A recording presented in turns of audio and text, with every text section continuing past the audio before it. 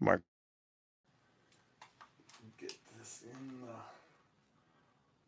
There we go. We are live. It looks like I got that covered. Now I can put this microphone. We'll make sure that's all my microphones are working. Shove this one over here. All right, we are live on Facebook and YouTube, and I just got to make sure on YouTube that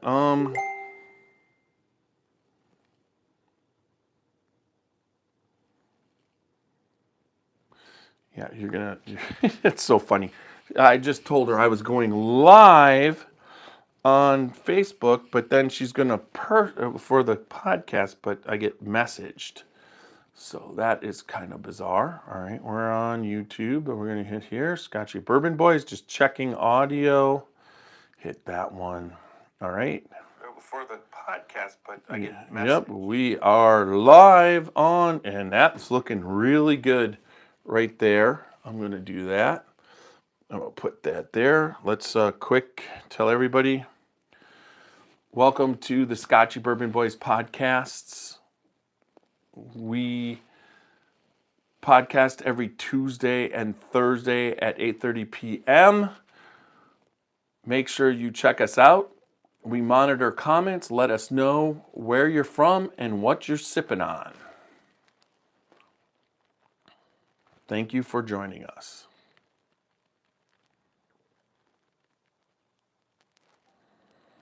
There we go. Okay, gotta get it. What you're sipping.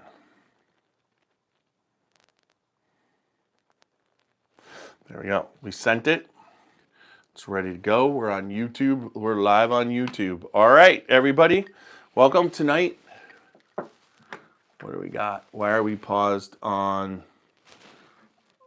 We're not paused. There we go. Hey, everybody. John, Ricky, Walker, good to see you. Timbo, good evening, man.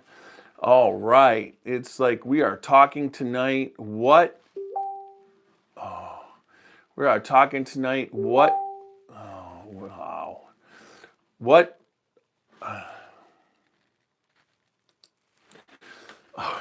He just said how much.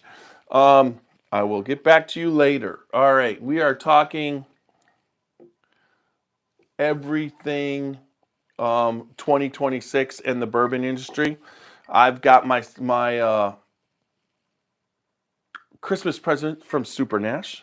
This one is congrats on being my brother. It's my brother.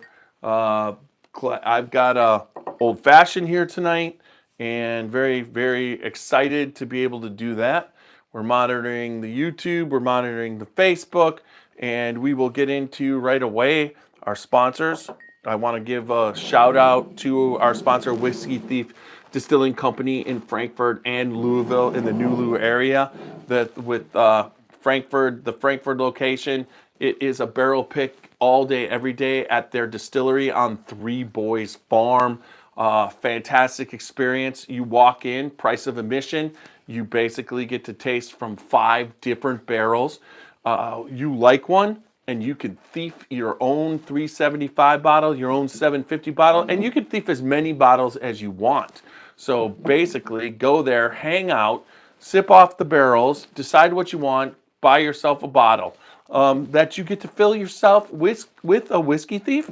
There's no other experience like it. And in their Frankfurt location, they've got a food truck, they've got live music on the weekends, and then also right there on Three Boys Farms, you can hang out in their area. They've got tailgate toss, they've got fire pits, they've got chairs just to hang out, smoke a cigar, hang out with friends, sip the whiskey, taste what you need to taste, and go home with a fantastic bottle of whiskey. It's pot stilled whiskey unlike any other, and Walter Zausch and the crew out there are fantastic. It's the same experience in Louisville at their tasting room, but they've got a stage for bands on the weekends as far as the musical entertainment. It's indoors. It's not outdoors like the farm. And fantastic experience. Whiskey Thief Distilling Company. Make sure, if you're there, make sure you tell them the Scotchy Bourbon Boys sent you. Also, the Middle West Spirits in Columbus, Ohio. Who can't get excited about this? There are 77,000, I think it's 72,000 square foot, brand new distillery is running, and it's going full out right now. Uh, So check that out. Check them out in Columbus, Ohio. They've got their craft distillery still going with their service bar restaurant. The food is fantastic. Go there, get a tour, and taste their lineup of the Middle West Spirits, Miquelon lineup. Fantastic bourbon. They've got right now, they're on the shelf in 48 states. You can't miss it, and their cask strength is fantastic. They've got their cask strength wheat whiskey, their cask strength wheated 4-grain bourbon, and then their cask strength pumpernickel rye. You got to check out Middle West Spirits. Plus, when you're there, all of their finished line of Middle West Spirits. It's their Middle West finished barrel finished line. Fantastic, fantastic whiskey. Once again, if you stop in, tell them the Scotchy Bourbon. You heard about them on the Scotchy Bourbon Boys. We are gonna go. We're gonna hit this right now. Oh, what happened to that? I shouldn't have lost that. How did I lose this monitor? That's crazy that I lost that monitor. That should not have happened. Oh, wait. What is going on? What just happened? Oh, I didn't lose the monitor. I can't see it with the sunglasses and the angle that I'm looking. There's an angle right when I look at it that I don't see it. So that's crazy. I should have just looked at the screen and knew I didn't lose the monitor. And then also there is the William Dalton wheated. This one is the Wildy Bourbon at the Spirit of French Lick. You got to check out the Spirit of French Lick winery and distillery in French Lick, Indiana. Alan Bishop was the former master distiller there. All of his stuff is still there. Got to taste through the lineup this year. Fantastic bourbons and whiskeys. Make sure that you check out the Spirit of French Lick and tell them once again, Tiny sent you. The William Dalton, you're gonna want it, and this is something that if you're around me, you get to taste this fantastic barrel pick that we did down there. So the Spirit of French Lick in French Lick, Indiana. Make sure you stop in and say hi. And again, you can also tell them that the Scotchy Bourbon Boys, you heard about it on the Scotchy Bourbon Boys. Also, then remember Alan Bishop, who is now at the Old Homestead Distilling Company on Patoka Lake at the winery and the brewery, and now a distillery and a bourbon hotel. Fantastic area, but know that Alan Bishop is still doing his one piece at a time Distilling Institute on YouTube. Check that out if you have any distilling questions. Commercial, home, distilling, everything. He'll answer the questions. He's got the process down. And then also make sure you check out if you have Ghosts, you have everything, where he takes the best podcast of the distilling industry and the spirit industry, the distilling spirit industry, and the spiritual realm, and he combines them together in a podcast that's fantastic. All right, I think we are ready to get going. I am going to get this podcast started up. Very excited. It's 8:37, so that's kind of cool that we can get this going. Let me check. What you're going to do is hear a quick spot, and then for the Scotchy Bourbon Boys, and then you won't hear it on video, but I'll be recording that, and I will get going, and then you'll hear our theme song, and we'll get this podcast rock and rolling. Here we go.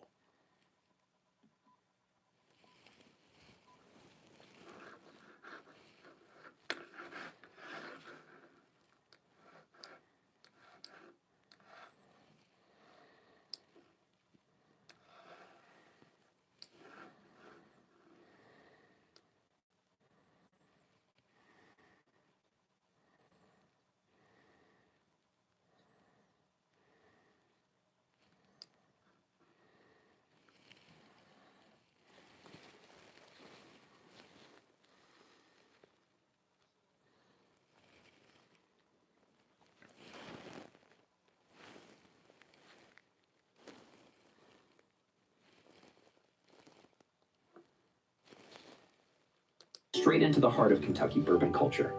Let's get started.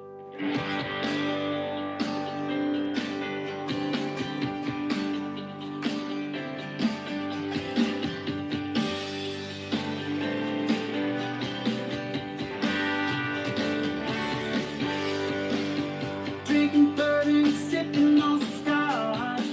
We get a little wild, but it's sure fun to watch. Because what we do, we're drinking every brew, and we talk some shit, but we're telling the truth. Yeah, we're the Scotchy Bourbon Boys, raising in hell, making some noise. Yeah, we're the Scotchy Bourbon Boys, we're here to have fun, and we hope you enjoy. We're here to have fun, yeah.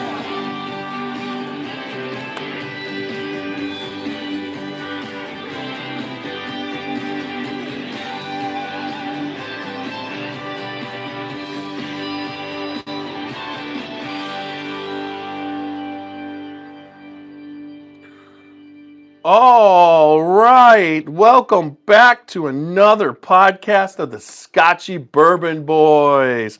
Tiny here tonight with you, and I'm here again to go along with the podcast. It's just me tonight, me and my assistant Meta.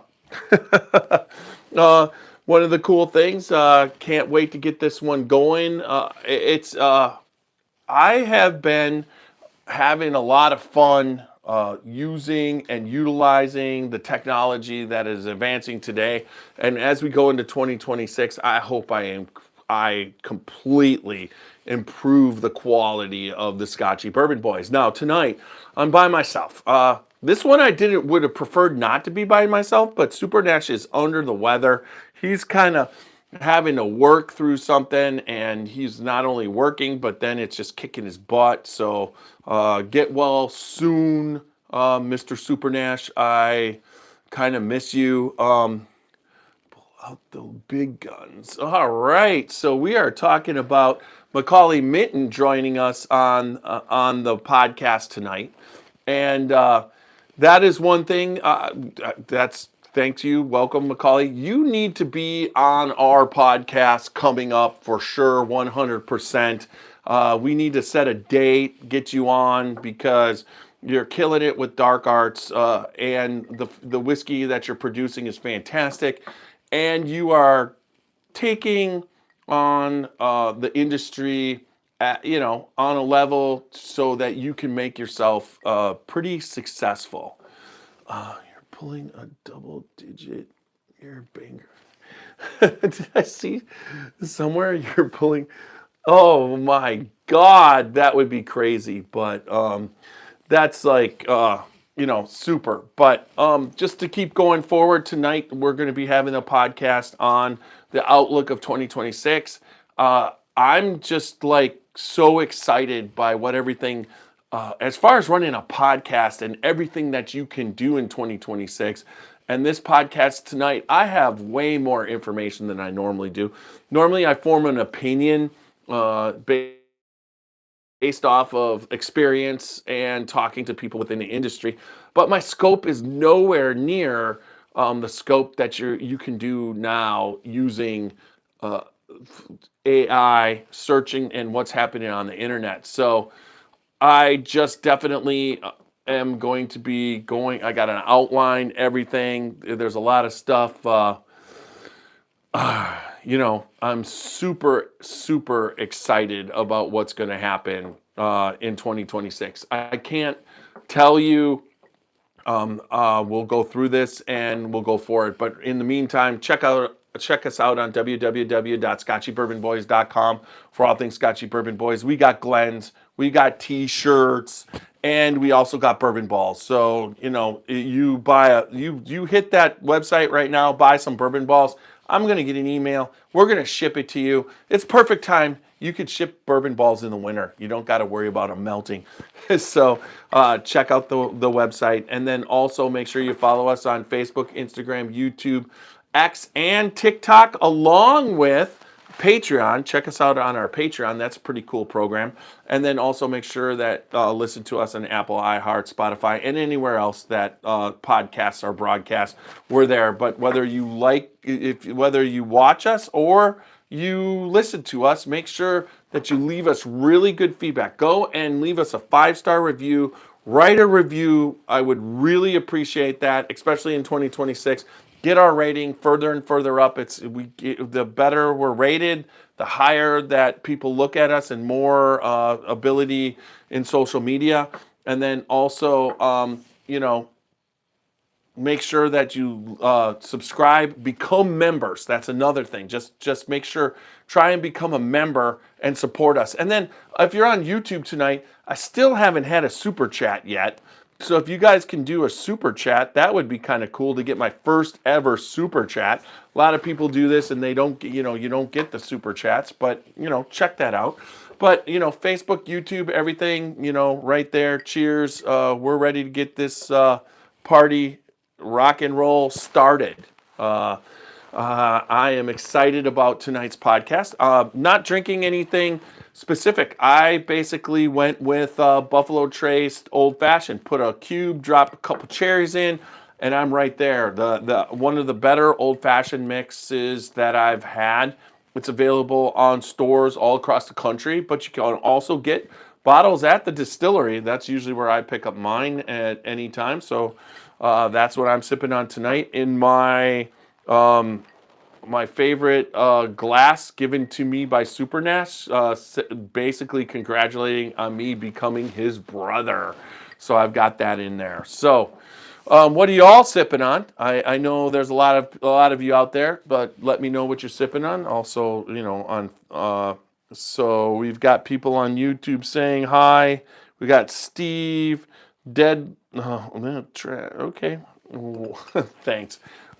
That was a cool one. Yeah, I love YouTube. YouTube is just so viciously honest. That's what I would say. Viciously honest. So anyways, let's get to what the whole podcast is about.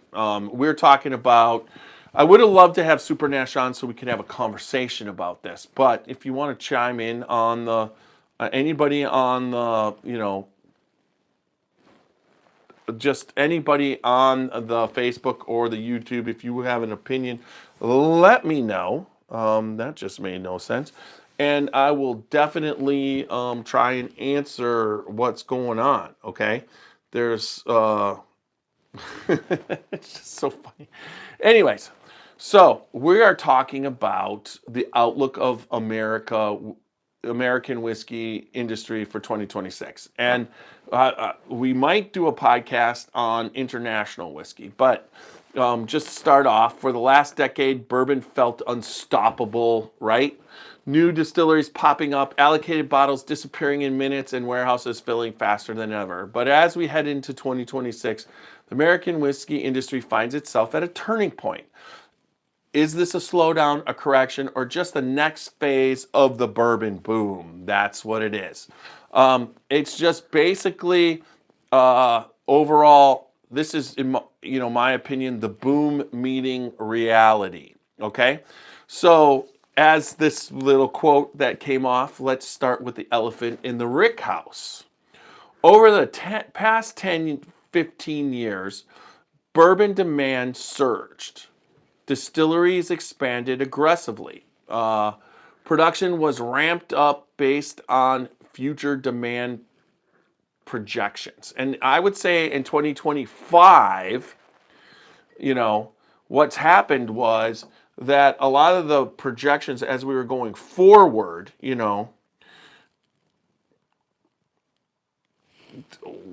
as we were going forward in 2025, what started to happen is that the bourbon boom, it started to come out of the bourbon boom, and it's still a bourbon, positive bourbon, American distillery marketplace. There's no doubt it's positive.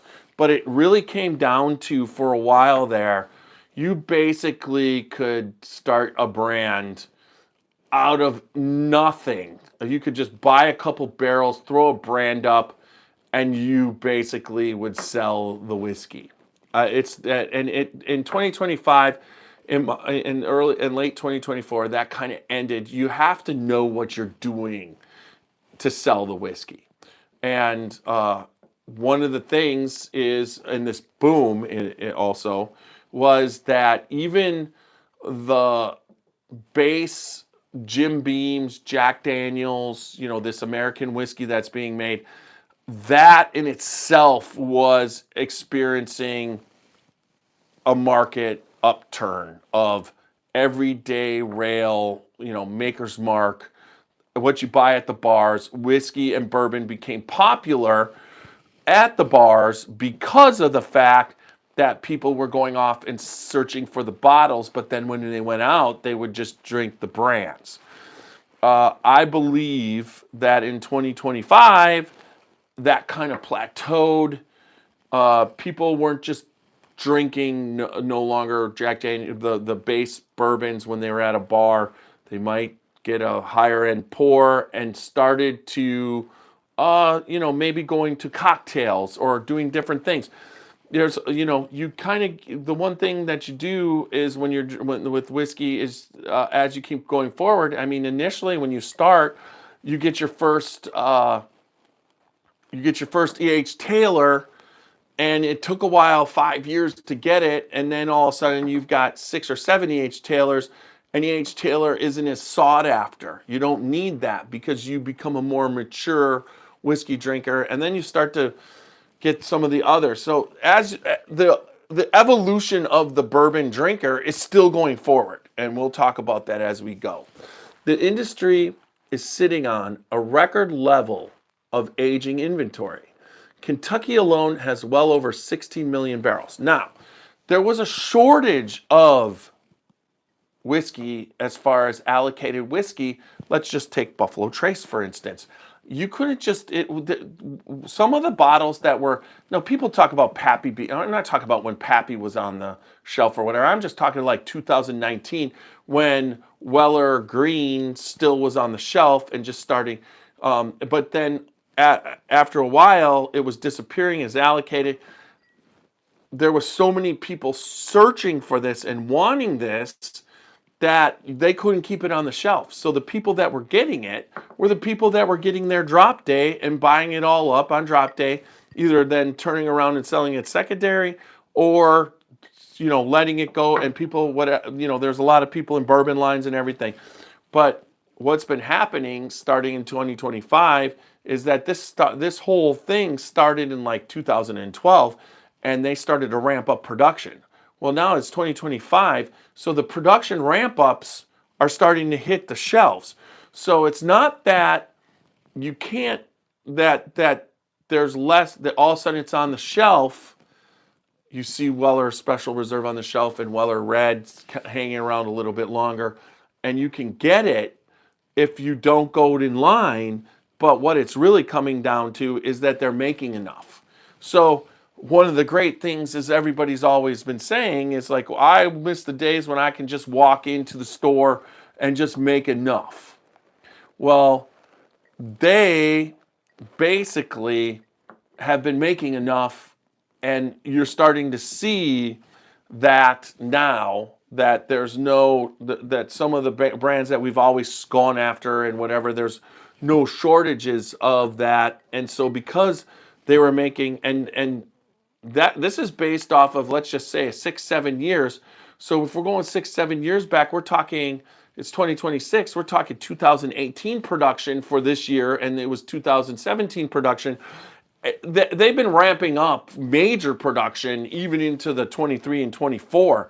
And so we still are going to see a lot more bourbon. I mean, Buffalo Trace has doubled their main still. Now, they got a lot of other stills there, but they've doubled it. They built the rick houses to be able to handle it, and they're trying to match through temperature control and technology, 7 rick houses that match the Blanton's rick house. The tin on the angle, controlling, taking measurements of what it is in the main warehouse and then matching them in the other one. So there's a lot of technology going on but they doubled their production. So when you're going to double production, I mean, just by first they were upping and ramping up the still, got it to max production, and now they've doubled that. So when you're able to do that, that's going to bring stuff to us. Now, is that a good thing for the whiskey industry? Because honestly, I'm from the generation, Macaulay is not, but I'm from the generation where I want what I can't have. I mean, it's just that simple. So if we start being able to have it, are we going to want it? Is the question. And that is a question that, I mean, Buffalo Trace has been trying to figure out for a while here, because if you look at, they put out the Traveler. And in my opinion, the Traveler whiskey was decent whiskey. But because they put out so much of it, and it was Chris Stapleton associated, and then it was on, people ripped on it. I mean, they're like, in our blind of Taylor Small Batch, Buffalo Trace, Traveler, and Eagle Rare. Basically, Traveler, which I thought was Taylor, won. And I can't, it's like, I was blind. It's just honest. Now, some people try to say that it's just because I don't know what I'm doing and I don't know how to taste. But whiskey is always been based off of, you're trying to get the general feel for the masses, but not everybody likes the same, there's so many different palates out there, and nobody's right or wrong. You're only right for yourself.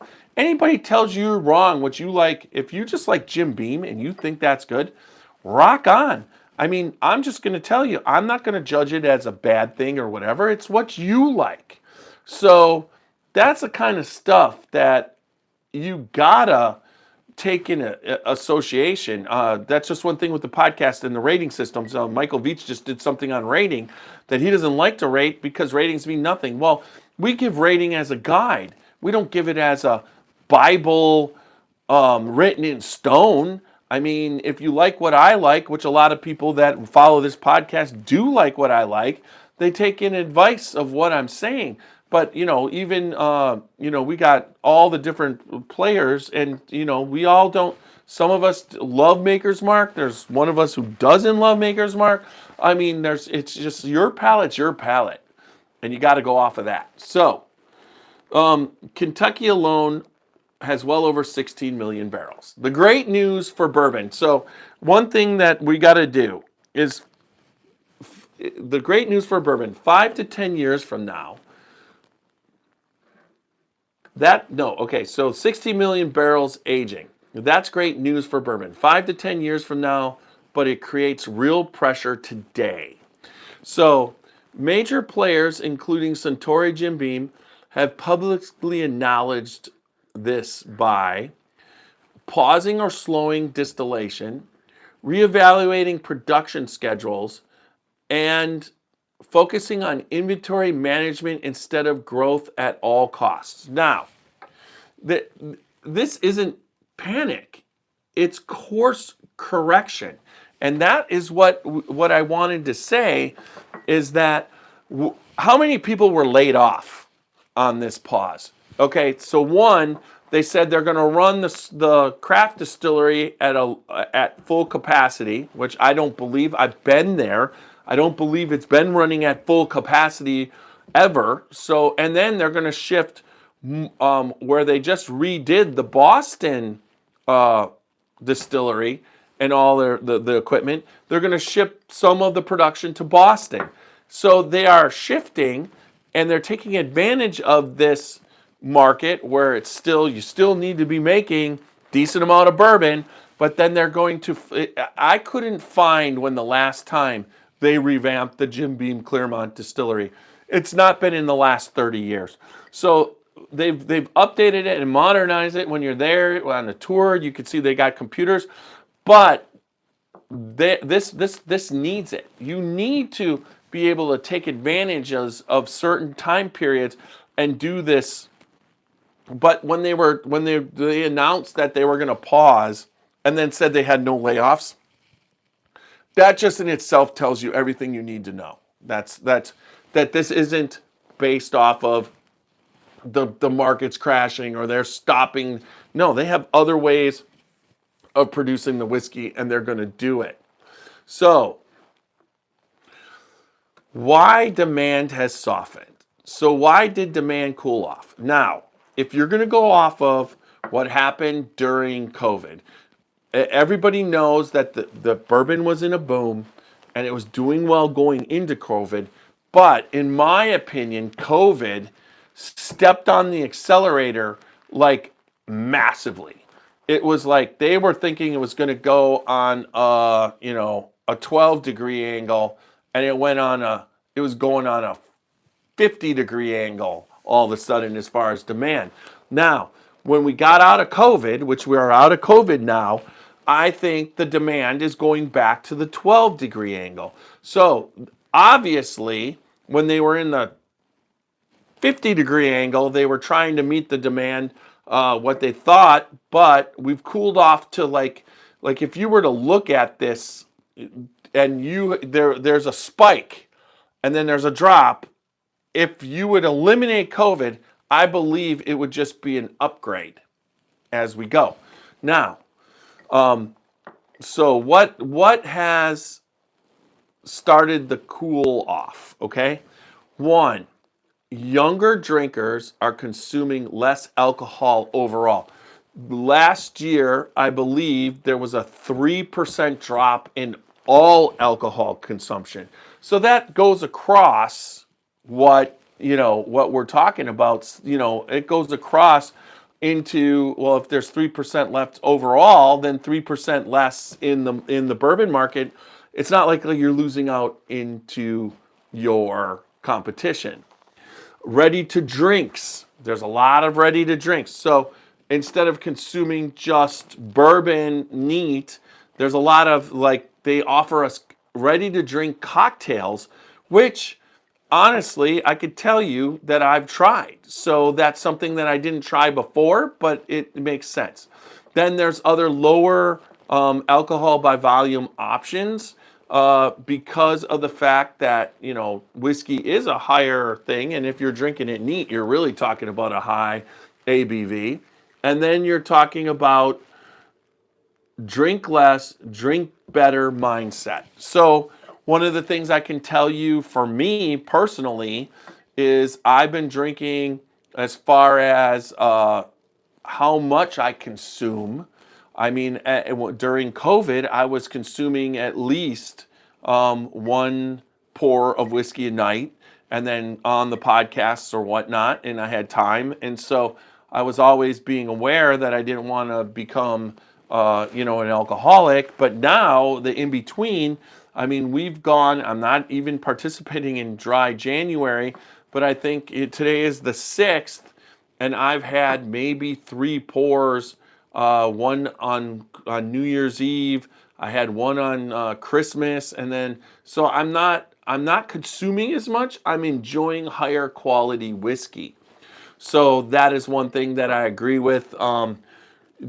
Drink less, drink better mindset. So that's how it goes. Okay, whiskey hasn't disappeared by no means, but it's not growing at the same breakneck pace. And everybody knew that that's making whiskey. They all know. They knew it. Now, I have over 1,000 bottles. So that's another reason why in 2024 I slowed down a little bit, is because I have so many bottles already. I can't, but having the podcast, I have to pick up more bottles, and so that we have stuff to talk about that's current. I'm looking forward to doing some, going back and revisiting some of the older bourbon that I have. I mean, my first purchases were 2018. So I have stuff that I opened up in 2018 that's still on my, so then the other aspect of one of the reasons is price fatigue. Premium bourbon prices climbed fast. Now they've come down a little bit, but consumers are now asking, is this bottle actually worth $80 or $120? And it really comes down to when you're talking about the allocated bourbons, What was happening is the allocated bourbons were being released at a reasonable price and then bought up by the secondary market and then being sold for hundreds and hundreds and hundreds of dollars more. Now, what they were able to do is the distilleries, at least they raised their prices to be able to recoup some of that of what it's worth. Like if you buy a bottle that used to be $60 and now it's $120, it used to go for 60 and sell for 150. Now it's selling for 120 and it'll still go for 150. So it's not like it's like the distilleries are taking their actual share of what the secondary market was showing them what it actually worth. I mean, the secondary market handles what people will pay. It's a service to pick it up and get it for you, but then it's like, what is it worth? What's that worth? So brands without strong stories or quality justification are feeling the squeeze, and that's like what I said. So why they're feeling the squeeze is they have to understand that this is a business and you actually do have to sell it. You just don't make it or blend it and think it's just going to sell. So segment 3, the inventory glut and what it means. Here's where it gets really interesting. Whiskey isn't beer or seltzer. You can't turn production on and off overnight. Distilleries are dealing with barrels laid down during peak optimism, whiskey that must age regardless of demand, and storage, insurance, and capital tied up for years, meaning in taxes. So you got to pay taxes and you got to do all this stuff. And so basically, that's like the distilleries have to distill, and they've been dealing with these problems forever. They dealt with this, they dealt with the taxation all along, even in World War II. They dealt with the taxation after Prohibition. I mean, everything that they've been dealing, they're kind of good at it now. So that's kind of, they're knowing what to do based off of history. So what are distilleries doing now? Okay, so they're slowing or pausing new fills. Now, I will tell you, there's a bunch of distilleries coming online. Last year, Potter Jane came online. A couple years ago, Whiskey House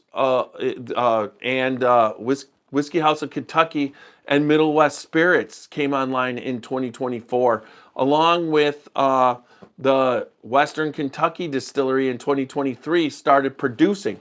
Now, they've all been producing, but their stuff, even Mark Carter of Old Carter, he's producing, but they don't release stuff for 7 years.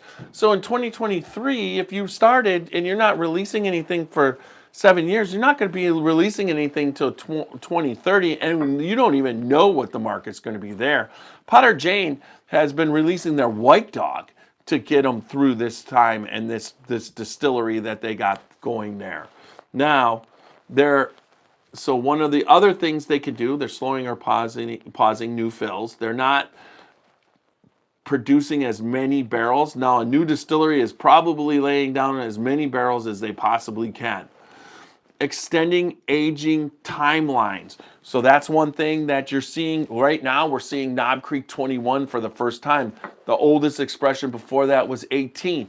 So the distilleries are making aged bourbon, which isn't something that always was there. When I got into this, 12-year was, and you're talking about Old Fitz at Heaven Hill.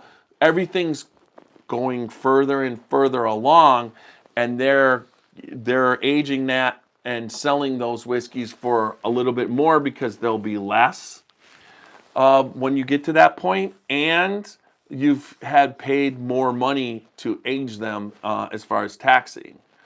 All right, and then rethinking release strategies and getting creative with finishes and blends, and that is exactly it. They can look at the Scotch market. Finishes and blends are everything. So That's something that they keep going. The whiskey exists. The question is how and when it reaches consumers. And that's the thing. They got a lot to play with. The goal is not to dump any out, right? So the other part is export and trade pressures. Now, exports were supposed to be the pressure valve, but trade tensions, tariffs, Canadian and EU pullbacks on U.S. spirits has affected the American whiskey market somewhat. Now, I will contend that if there's tariffs on American whiskey and then Canada puts tariffs on Canadian whiskey, people will then, and there's a hell of a lot more people in the United States that drink whiskey, people will then go to buy American because the American does not have any tariffs on it. So then your Canadian Club or your Crown, which is Canadian, will be more expensive. So then you can buy bourbon for less, and you could go and consume more bourbon. So they have to look at those. That market that you lose in Canada might mean better domestic sales. All contributed to those three things: trade tensions, tariffs, Canadian and EU contributed to slower international sales, more whiskey staying in the domestic market, and increased competition on U.S. shelves. And so there is more. And that's one of the reasons why some of the smaller brands or whatever that weren't doing it, where they would just sell, they don't. So that's something you have to have the marketing. You got to know what you're doing, boots on the ground. So the reason that it all matters, because exports are a major input in distillery forecasting models. And, with COVID, it really hurt exports also. All right. What the industry uses to make decisions. This is how the industry actually plans for 26 and beyond. The data distillers watch closely. Here it is. Inventory versus projected sell-through. Retail velocity, how fast bottles move. On-premise versus off-premise sales.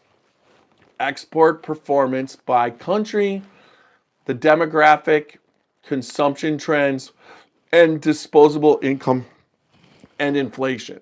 In my opinion, the reason why 2026 is going to get even a little bit better than forecast, because we're all going to have a little bit more disposable income. That's just my thing, and inflation is dropping. Strategic levers. Premium versus value portfolio balance. Limited releases versus core brands. Brand storytelling and transparency. Sustainability and packaging innovation. So there you go. That data feeds multi-year forecasting tools, because the whiskey decisions today affect the shelves years from now. Like the shelves today have all the information, what's going on the shelves has already been done 6-7 years ago. And then you're even in some cases 10, 12, 15 years ago, 21 years ago for Knob Creek. Are we going to have a Knob Creek 22? That's all right there.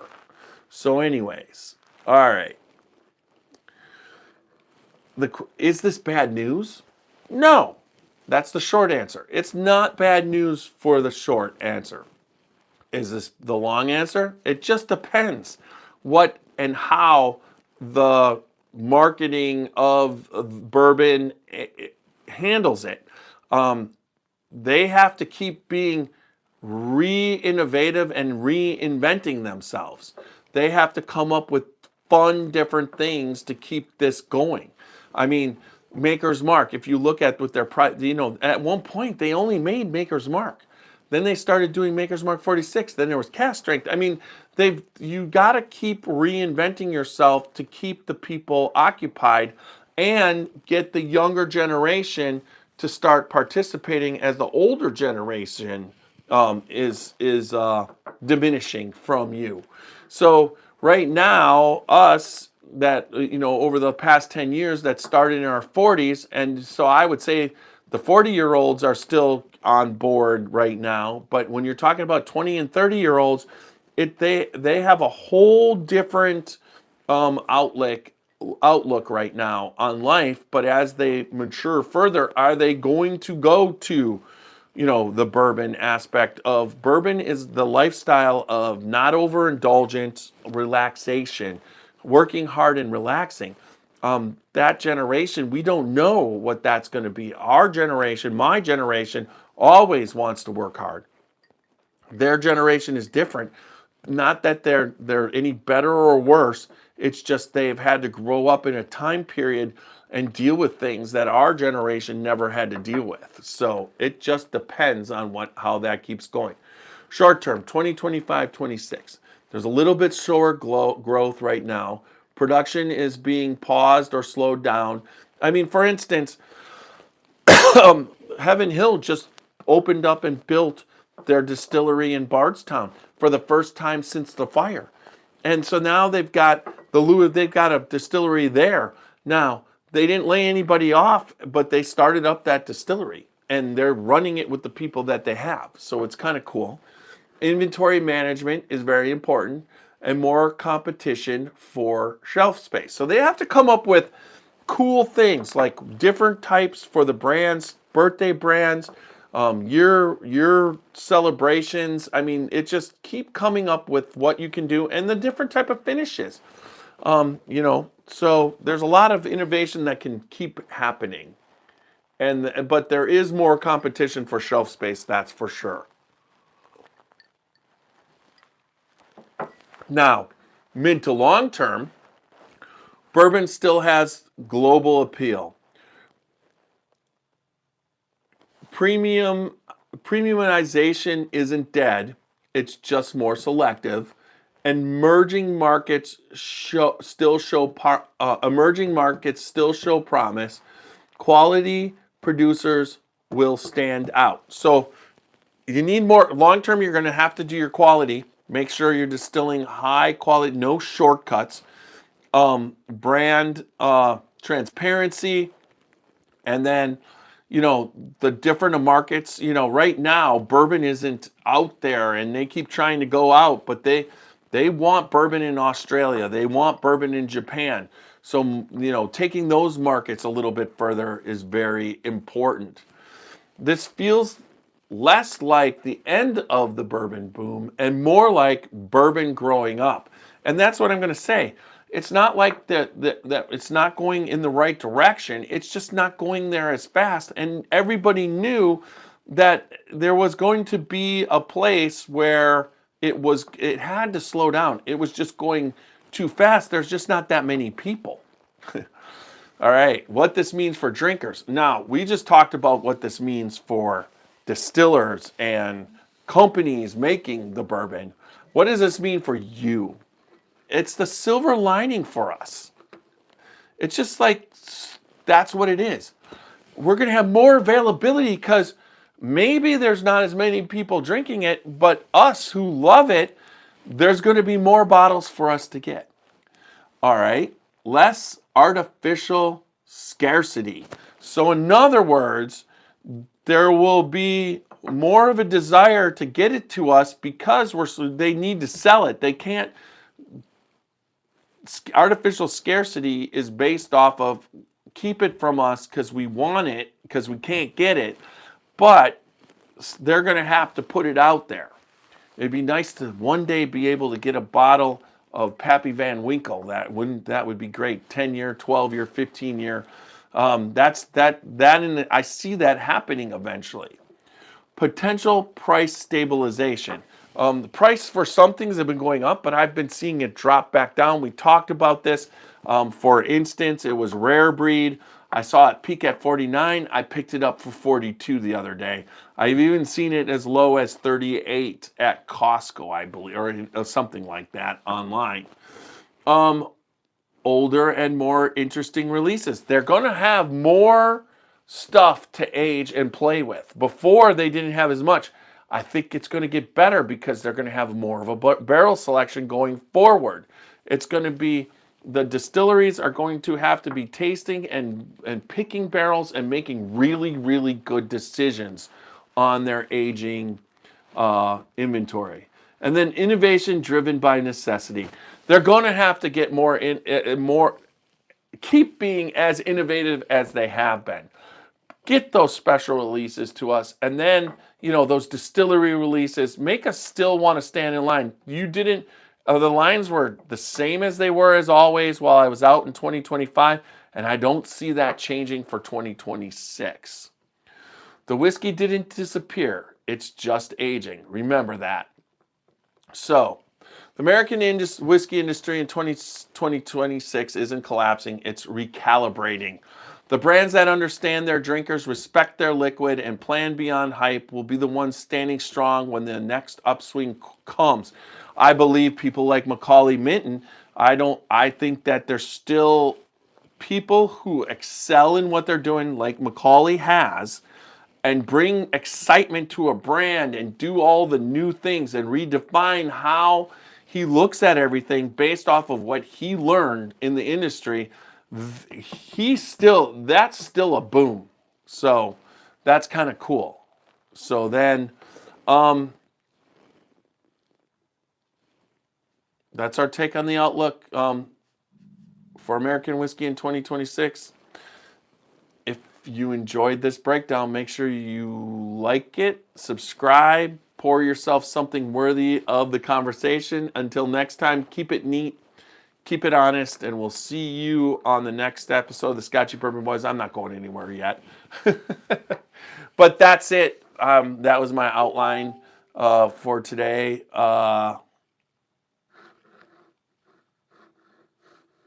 If you take his glasses, he'll be... no, not really. I will not be on mute. That's for sure. You guys, I'm in that group. So the glasses are there because Meta has been talking to me the whole time and helping me with this podcast. So there's still new distilleries opening up all the time and getting up their branding up. Now I'm going to be with Ryan Lang, owner of Middle West Spirits, real soon. He has a really good outtake on everything. He better, because when you just open up a 72,000 square foot distillery, you have to have a good outlook of what you're making and understanding of what's going on. Look forward to that podcast coming up in, hopefully, sometime in January.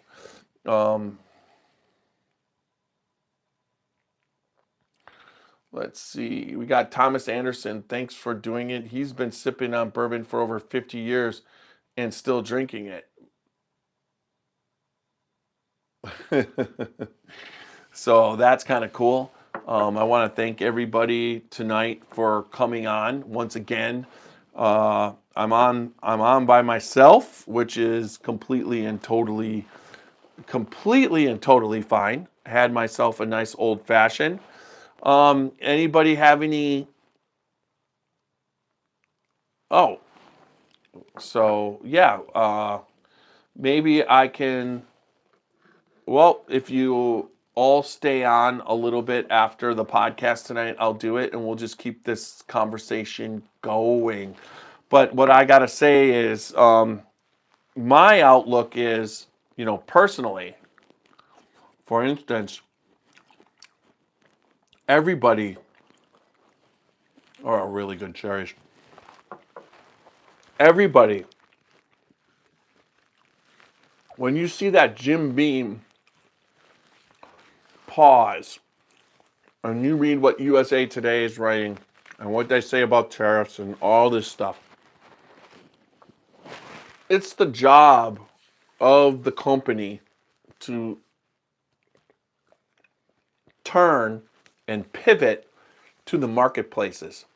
Now, it's always changing, and the only thing I gotta say is, I'm in the recycling industry. There was an electric battery plant up by us that we dealt a lot of business. and they are turning and pivoting at the moment. But there was 850 layoffs out of the 1,200 employees that they had employed at this battery plant. And yes, the market changed and they have to pivot, but there was no layoffs at the Jim Beam plant. That means they are moving production someplace else, redefining what people are doing to get them through till they open up their newly more, I'm sure it's going to be, I mean, if you're at Jim Beam and you see what they're producing and you see what their system is, and then you go to Bardstown Bourbon Company and you see their system, it is what the difference is unbelievable. Now, Jim Beam makes Jim Beam at that Clearmont plant. They're just making full out Jim Beam. They make the same mash bill consistently, but the controls that you can have of the stills and everything to make sure everything is being produced consistently, the newer technology just keeps you right there. It's like anything else. The people who are good at doing what they do, people always say, technology is not great, it's computerized, it's this and that's that. And it's like, but a true artist or a true technician will take the technology and use it to better their ability to do what they're already doing. And that's where we're going with technology. And so I just have to say, hats off to Jim Beam for not having any layoffs, the pause, you're repositioning people at different places. Plus, the whole, it's a year. I mean, how fast, we're going to be talking about 2027. I remember doing this podcast in 2025. A year isn't that long, especially when you're talking about production of bourbon. They can absorb that easily by holding back some of last year's if they produced whatever. This is a perfect time to do the revamping of the distillery.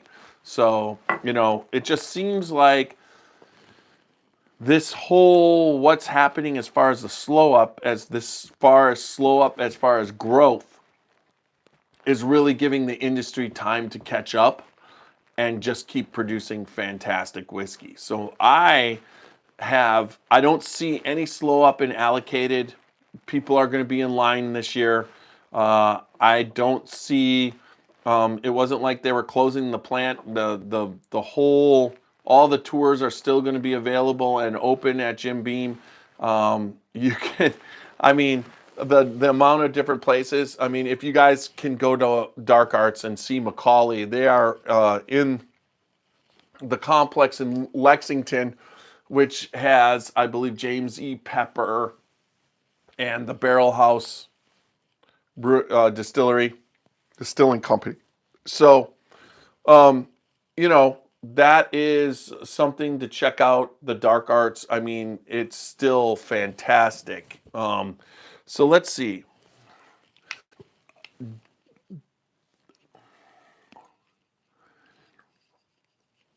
Okay. So John is saying that the demand is somewhat down because he's been on a roll getting banger bottles the last 2 months. That didn't happen a year or more ago. But I'm not going to tell you, John, the demand is not down. What you're seeing is Buffalo Trace meeting, when you're getting those George T. Staggs and those Thomas Haynes, there's more of them. There's not less people wanting them. There's just more bottles to get. So they are meeting the demand that's there. But it's not like the demand slowing down for those bottles. There's just more of those bottles, so more people are getting them. That's what I've been saying. I don't want to drink these toothpicks. I'll put that off to the side. And so that is something that's very kind of cool. That you can't mistake the distilleries on the bourbon boom upping production and starting to meet the demand so that more people can get it, so that E.H. Taylor Small Batch can be back on the shelf. E.H. Taylor Small Batch hasn't been on the shelf since 2016, but it's been out, and I've gotten a lot more waiting in line, but I'm waiting for the day when I walk back into the liquor store and there's one there on the shelf. That's the way it should be. That's how distilleries make money, by having stuff there so everybody who wants one gets one. If you got it on the shelf, that means everybody's getting some. Now, there's not going to be any Thomas Handys or George T. Staggs on the shelf. I mean, you're in the line and you're getting it, but the reason why you're getting it is instead of them getting 3 cases or 2 cases, they're getting 6 cases. I've seen this happen up here with Buffalo Trace as far as the Weller brand that's up here in Ohio. It's like initially we would have 6 bottles. Now when they do the releases, every single liquor store that participates has 36 bottles. There's only one reason for that. It's because the demand is being met, and that's what we want, because that is very beneficial. One, if the demand's being met, they're going to have to, and all the brands are competing, they're going to have to lower prices to compete, because you're going to then buy that third foolproof, and you got 2 foolproofs, and then you got a dark arts and you got 2 foolproofs, and you're thinking that third foolproof you don't need, you're going to buy the dark arts, and then Buffalo Trace lowers the price $12, and now you might be like, I got to get a foolproof for $39.99 or whatever. So that's kind of how that's going. Now, Ricky said, do you see if barrels are going to become an issue in and on with the most of our Americans? So I've been hearing, Ricky, all about the barrel, whatever. I don't think that barrels will ever become an issue. If new oak barrels ever do become an issue, which I've heard about it for years, and ever since I've been hearing this argument, not only from you and Greg Schneider, but from other distillers, that they can't, and in 2012, they had a shortage. There might be a short-term shortage at one point based off, there for a while that you couldn't get people to work and the wood was there, but you couldn't get it out of the forest. But I will tell you this, that if it becomes a problem for new oak, and I don't really think it will, because that means the cooperages are going to start losing out, because American whiskey has nowhere near as much rules as bourbon. And if all of a sudden they don't got enough barrels, they'll just start reusing them and calling it American whiskey. And I will give you an example already of Michter's using used barrels to age some of their bourbon, and that makes some spectacular American whiskey. Same thing with, I believe, Bullet makes American whiskey. So using the used barrels is something that hasn't been, that market has not been tapped at all. And so if there is a barrel shortage, I really believe then the used barrel market will be tapped, and American whiskey will take off like crazy, because it'll just be bourbon being aged in used bourbon barrels. How is that going to make it taste any worse? So that's right there.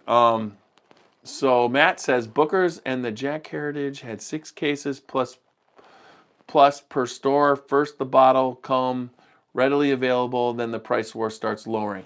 Yeah, because Booker's had peaked out at at 115 at the distillery, which was, I saw it like 106, and now it's back under 100. I think some of the Booker's this year was $89.99. So yes, you're right. They're starting the supply aspect. You should be able. Why the hell can you not walk into you should be able to walk into a liquor store and buy a bottle of Baker's or a bottle of Booker's when you want to. And I think they'll get to that point. And so this is just going to be what's happening.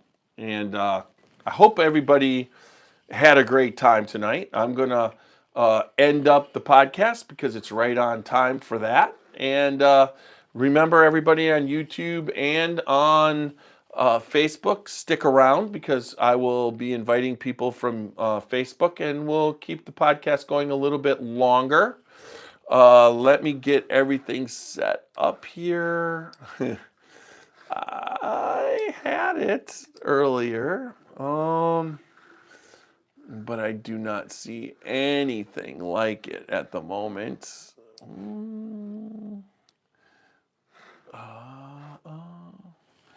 Let's see right here. Yeah, that's okay. There it is. I see it. All right, I'm ready. Thank you, everybody, tonight. Hang around if you're on Facebook or YouTube.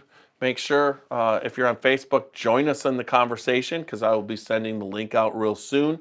But great podcast tonight. Thanks, everybody, for chiming in. It was great to see everybody and look forward to Thursday night and get back into the swing of, of everything. Holidays are over. Happy New Year to everybody. This should be a great year. And cheers. Remember, we are the Scotchy Bourbon Boys. www.scotchybourbonboys for all things Scotchy Bourbon Boys. Scotchy Bourbon Boys t-shirts, Glens, bourbon balls. Check us out. Remember to follow us on Facebook, YouTube, Instagram, X, and oh my God, Facebook, YouTube, Instagram, X, and TikTok, along with Apple, iHeart, and Spotify. But just remember, I had to close my eyes to remember that one. Just remember, if you listen to us or like us, listen to us or watch us, make sure that you like, listen, subscribe, leave good comment, and leave good feedback. Become a member, support us. I still haven't gotten my first super chat. I don't know how you do it. I'm waiting to see that first super chat come across. But with that, remember, good bourbon equals good times and good friends. Make sure that you drink responsibly. Don't drink and drive. And live your life uncut and unfiltered. And our theme song will take us out.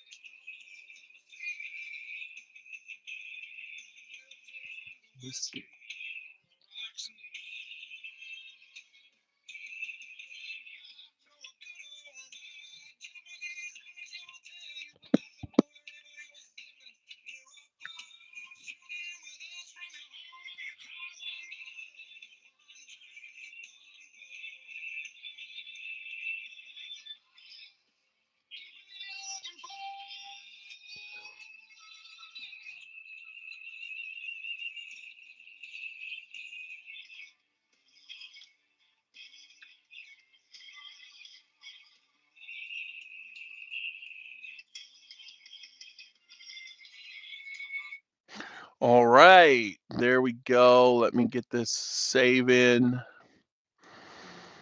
Oh, I gotta hit that magic. I don't know why I need the magic when it was just me. All right, and then file, publish to, uploading. There we go. 2026, I'll call it.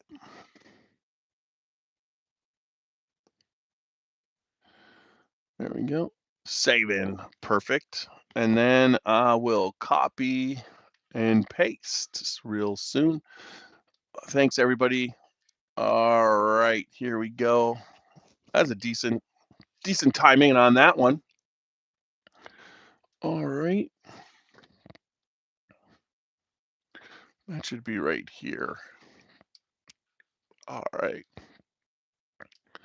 Copy invitation and hit it. Hopefully you guys join us. I did it. There we go. All right, I'll drop the meeting over here. So anybody who wants to join us, participants. Yep, there's the participants. It's just me being recorded. All right. Walker's joining us. There you are. Hey, Walker. All right. Let's see. I wanted that up. I got and John's joining us. There you go. All right. Let me hide my view. Hide self view. There, that's good. Because I'm here. Why do I need to be on there? I need to be on there on Facebook. You know, that was that said. I'm sure Lizen's going to be joining us in a sec.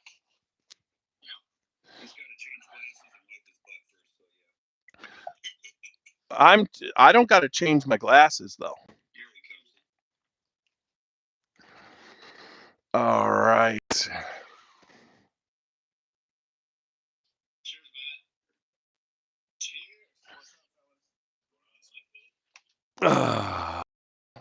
Howdy, cheers.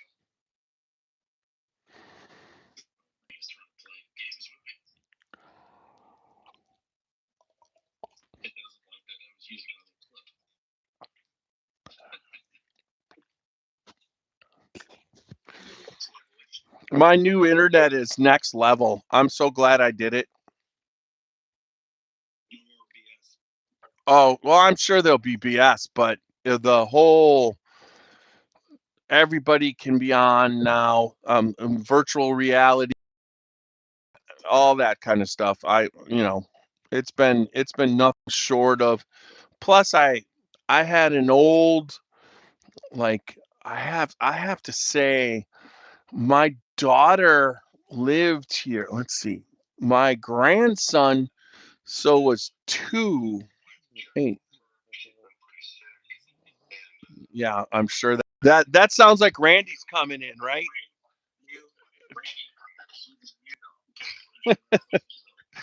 Only Randy comes in that way, man. He comes in hot.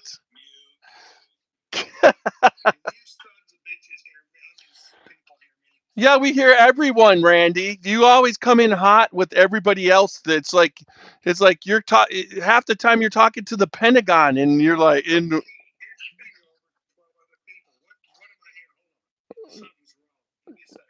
Something's wrong. Yeah, there's plenty. Yeah, that's because you're still on Facebook. Get off Facebook. There you go. Uh,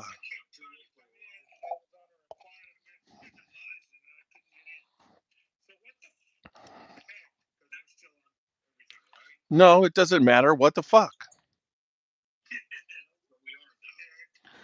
You don't have to say heck on Facebook or YouTube 35th an hour into it.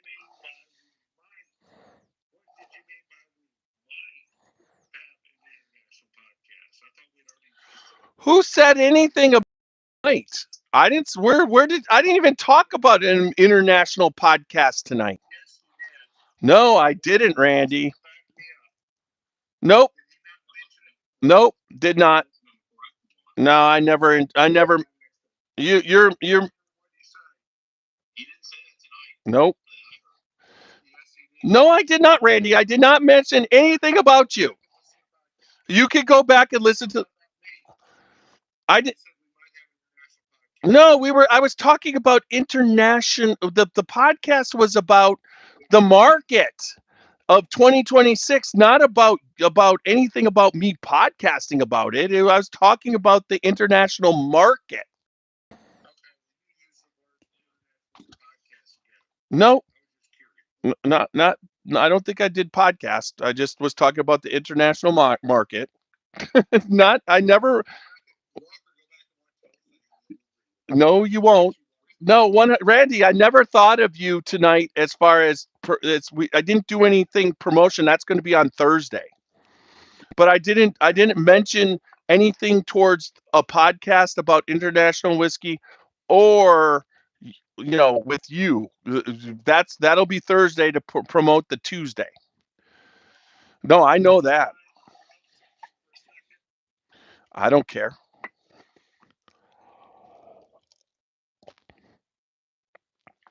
Did you mooch?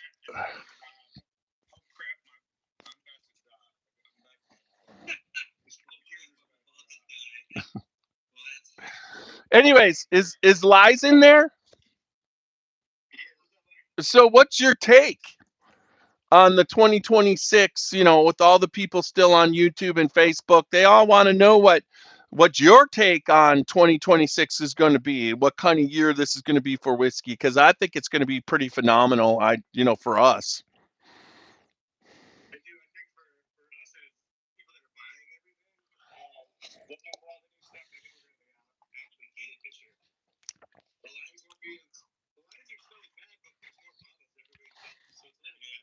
Yes, exactly my point.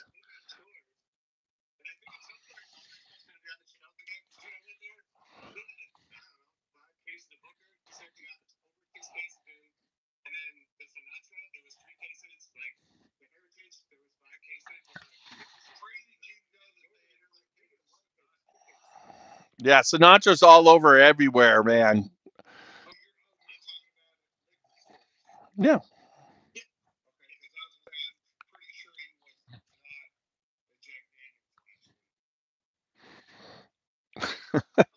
Have you been drinking, Randy? Well, it's like I'm almost going to turn myself into as cool as Sinatra. Yeah.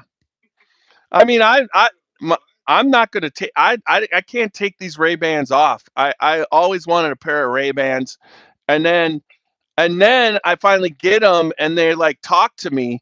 So I'm just like in heaven. I think I could sleep with these babies on. Put some. I'm like play some play some mood some mood music. Hey man, play me. So yeah. It'll play all that. It's damn good. It's just like I'm excited for 2026, just like I was for 2025.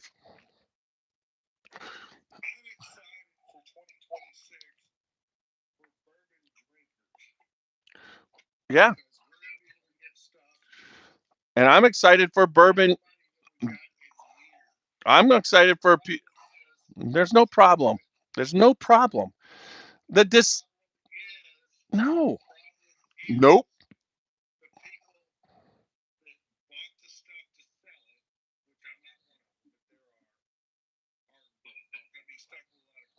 No, they're not. People will just they're meeting the demand. They're not going to be stuck with nothing. Oh, who gives a crap about secondary? Yeah, I mean secondary. I don't give a. That's on them. They're the dumbasses to do that. Well, they make the money when it's in a boom, and they lose when they can't predict what's going to happen. The distilleries have been distilling to meet the secondary people and they're smarter than the secondary people. Secondary people, yeah. And who's not. Yeah, I saw it on about Whistle Pig, but then it's just like it started off with Whistle Pig, and then I kind of stopped reading.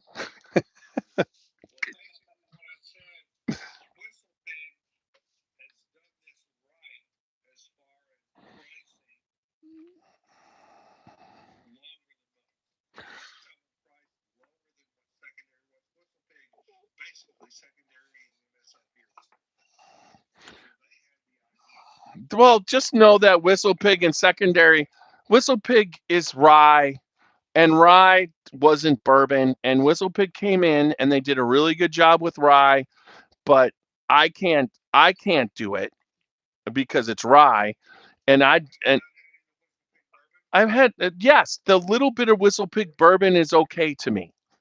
It's not it's not horrible and it's not great. It's just okay. Now, he he he he does a decent job as far as marketing. That guy is cool. That guy is cool. And he's basically broke off from the rye. And I'm gonna have some Elmer T. Lee. I haven't. This is the good shit. Look at 25, because that would have been in what? When is that last May or whatever when they released that, Matt?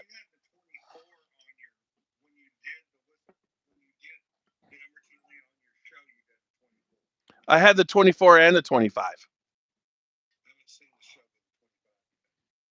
Well, maybe it was the no, it's probably the 24 because it's what they released last May. Remember that release in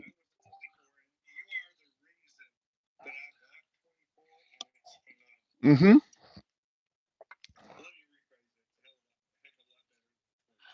All right. So hold on. Ricky Edwards wants me to send it right on his. Oh, come on. Where Ricky? All right, here it goes. I got it. But Ricky's been on it before.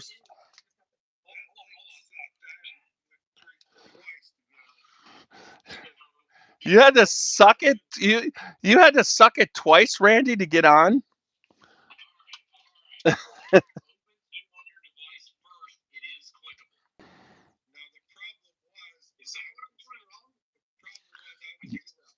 Walker just told you.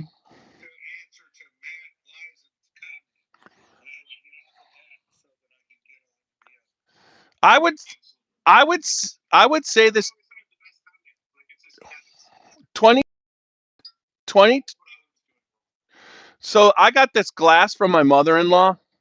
She picked it up at a like a thrift shop, and it says, can you guys read that? Can you read that? It says it's the good no, it says the good shit. So then it's got it's and then it's gold plated on the rim, that the platinum on the rim, but but the but underneath it is inscribed. Okay. So I believe it says Easy Tiger. So I'm thinking of changing. I mean, if I change my name from Tiny to Tiger, would that be that big of a deal?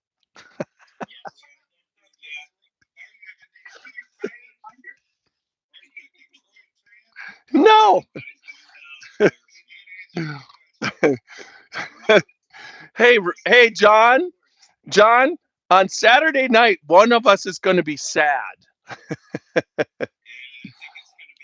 No, no, don't say that. That is as equal as equal's gonna be. I mean, Caleb. I mean, it's just like, what I can't stand about. You're not a Browns fan. I mean, a Bears fan or a Cubs fan. That I love you, man. You are a fan the way it should be. But some Bear fans are such fibs because they just act like it's a foregone conclusion they're winning the Super Bowl. I mean, did you watch the last two games? They lost.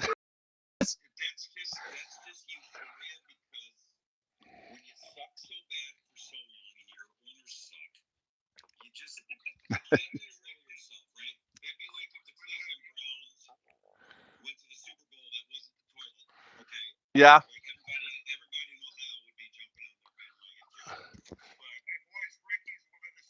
not yet. Hey, Ricky, turn your camera on now.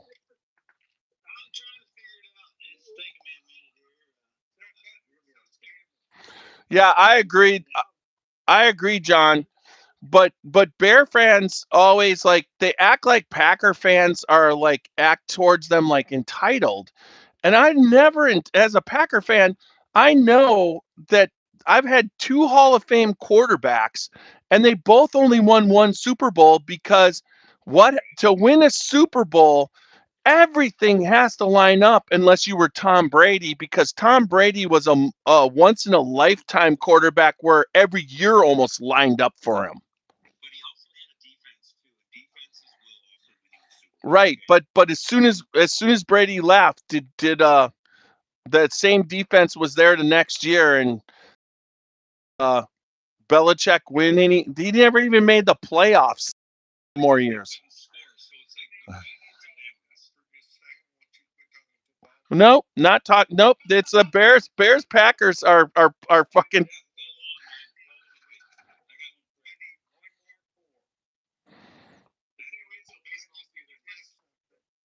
Yeah. I'll suggest something. The Saint. Just drink the Saint, Randy, because you got to remember Florida now that you're in Tennessee.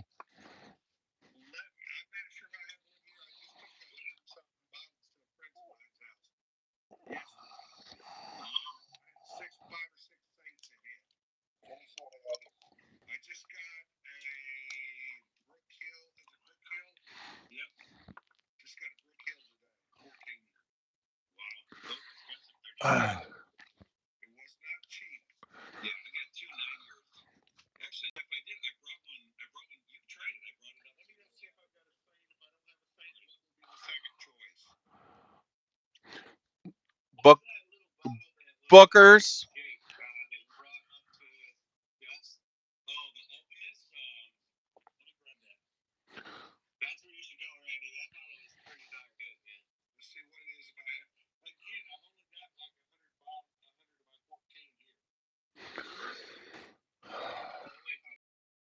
So what's Ricky drinking tonight? What you drinking? What you sipping on, Ricky?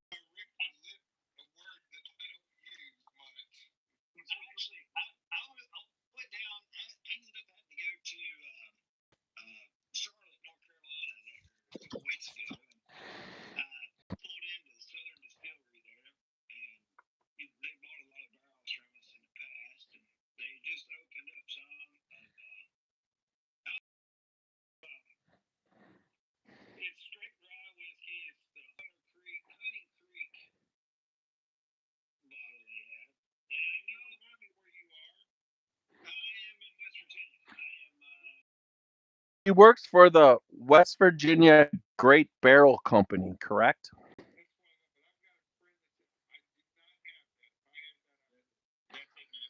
So so Ricky,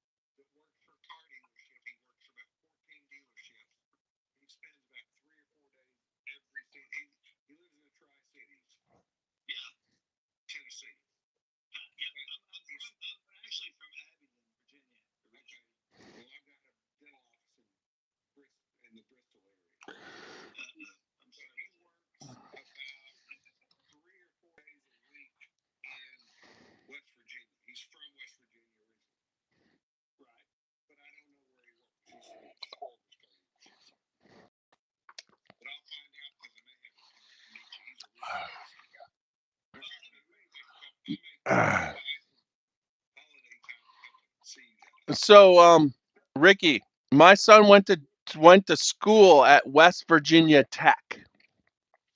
How far are you guys from that? Which way? Closer to Ohio or further away?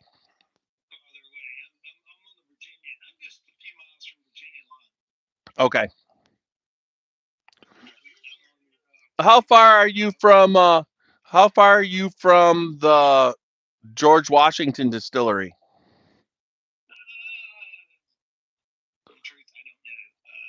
That's like Virginia, like by Washington D.C., right? Mount Vernon. Mount Vernon. Okay.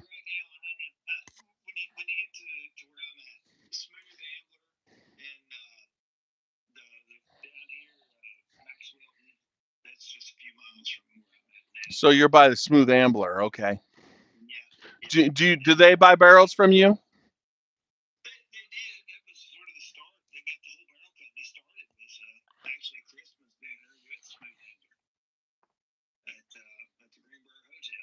That's when you started. Did Greg attend that Christmas party?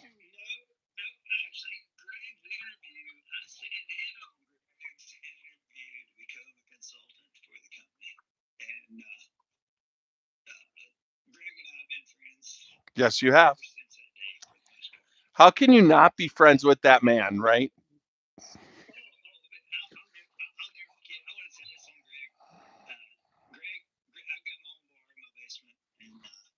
We could see.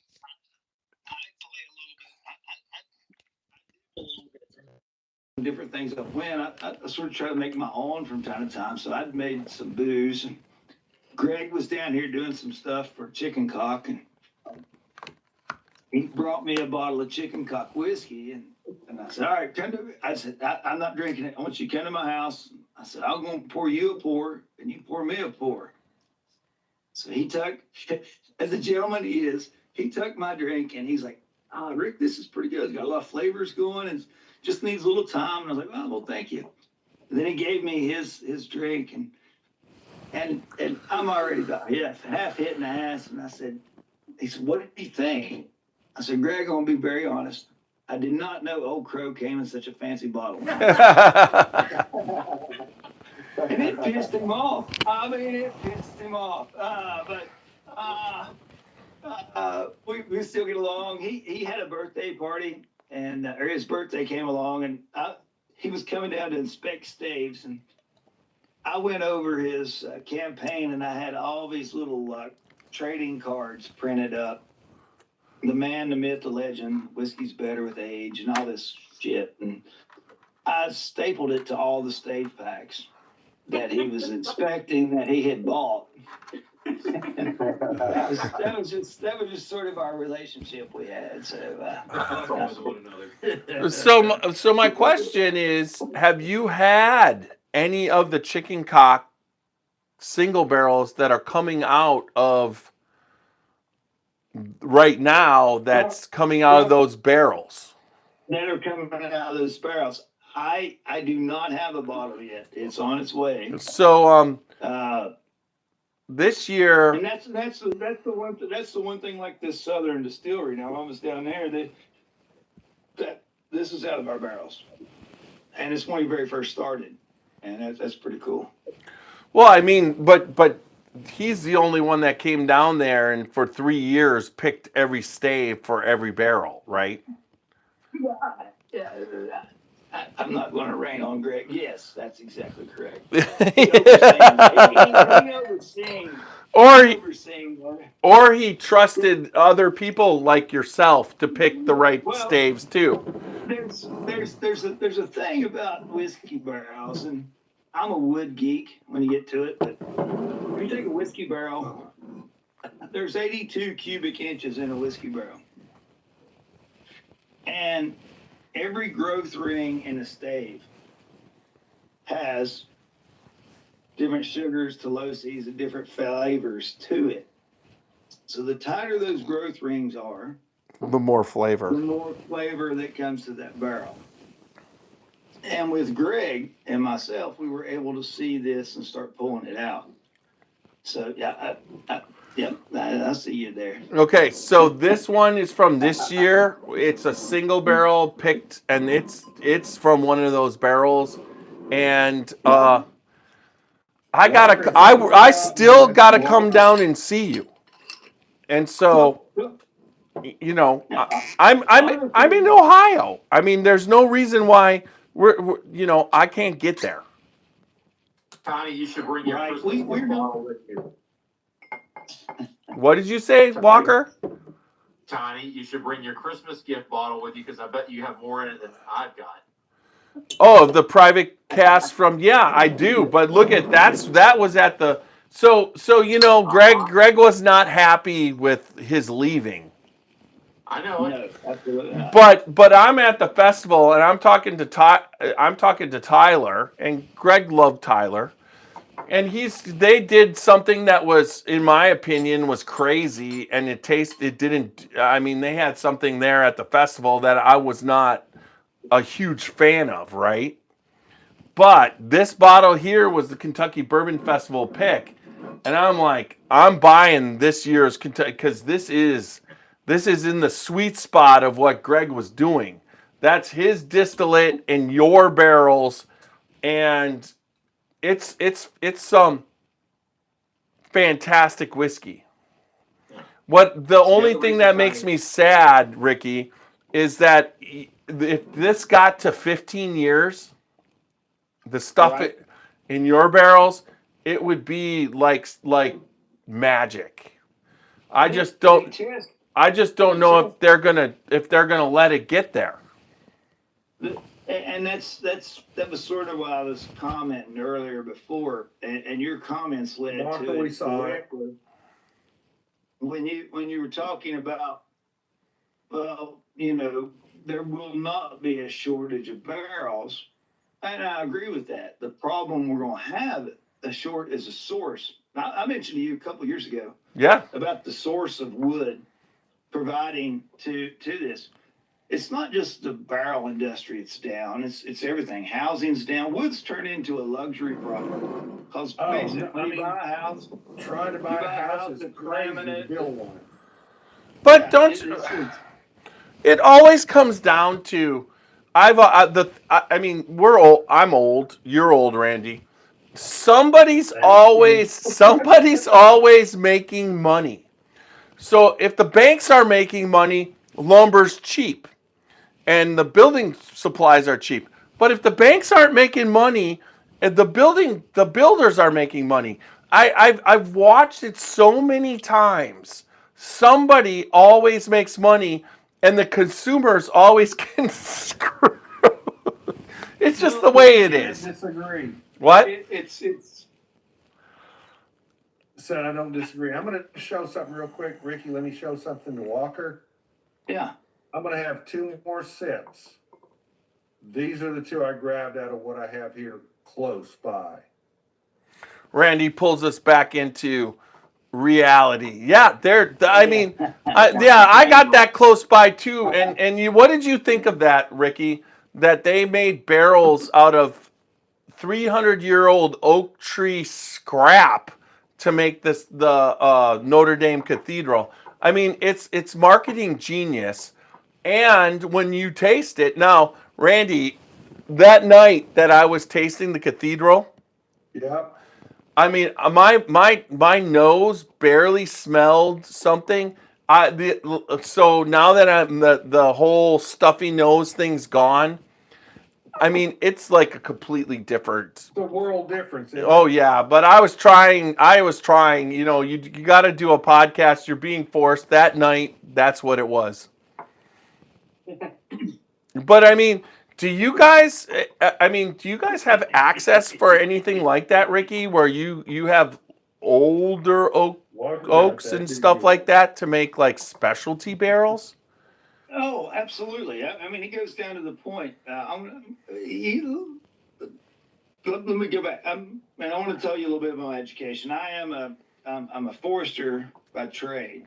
So, that's where I started. so how the hell are you not working for Brown and Foreman at Old Forester?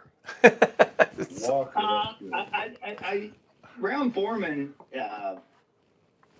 has got several of my former employees. Let's just put it that way. Okay. And I choose to live in West Virginia. I'll answer it that way. All right. Yeah, you got to go to Kentucky or Tennessee to work there, right? Yes, and same thing with Speyside. I have a lot of friends with Speyside and Independence Day. It's a small nest. It's a small nest of us. I mean, you could actually go. So you could go to Scotland and work. You had that opportunity. I wear a kilt around the house when it's just me and the wife, but yeah. That's fucking awesome. Ricky, tell the truth. When it's just you and the wife, you take the kilt off. Sometimes I just got my bagpipes hanging out there. That's all it is. Blinging like a grandfather, Black Bro. It's a 6'7", as Walker said. No, we're not playing that. You're too old for that. I'm too young for that. We're not playing that game. So even I still don't know what that means. Yeah. It means nothing, Randy. Don't buy into it. You have no grandkids. It means exactly what grandkids, man. It's what the students call brain rot, and it is nothing. Oh no! Come on, John. John, you have to give it up to those younger students actually own something on the internet, and then the older people couldn't understand it.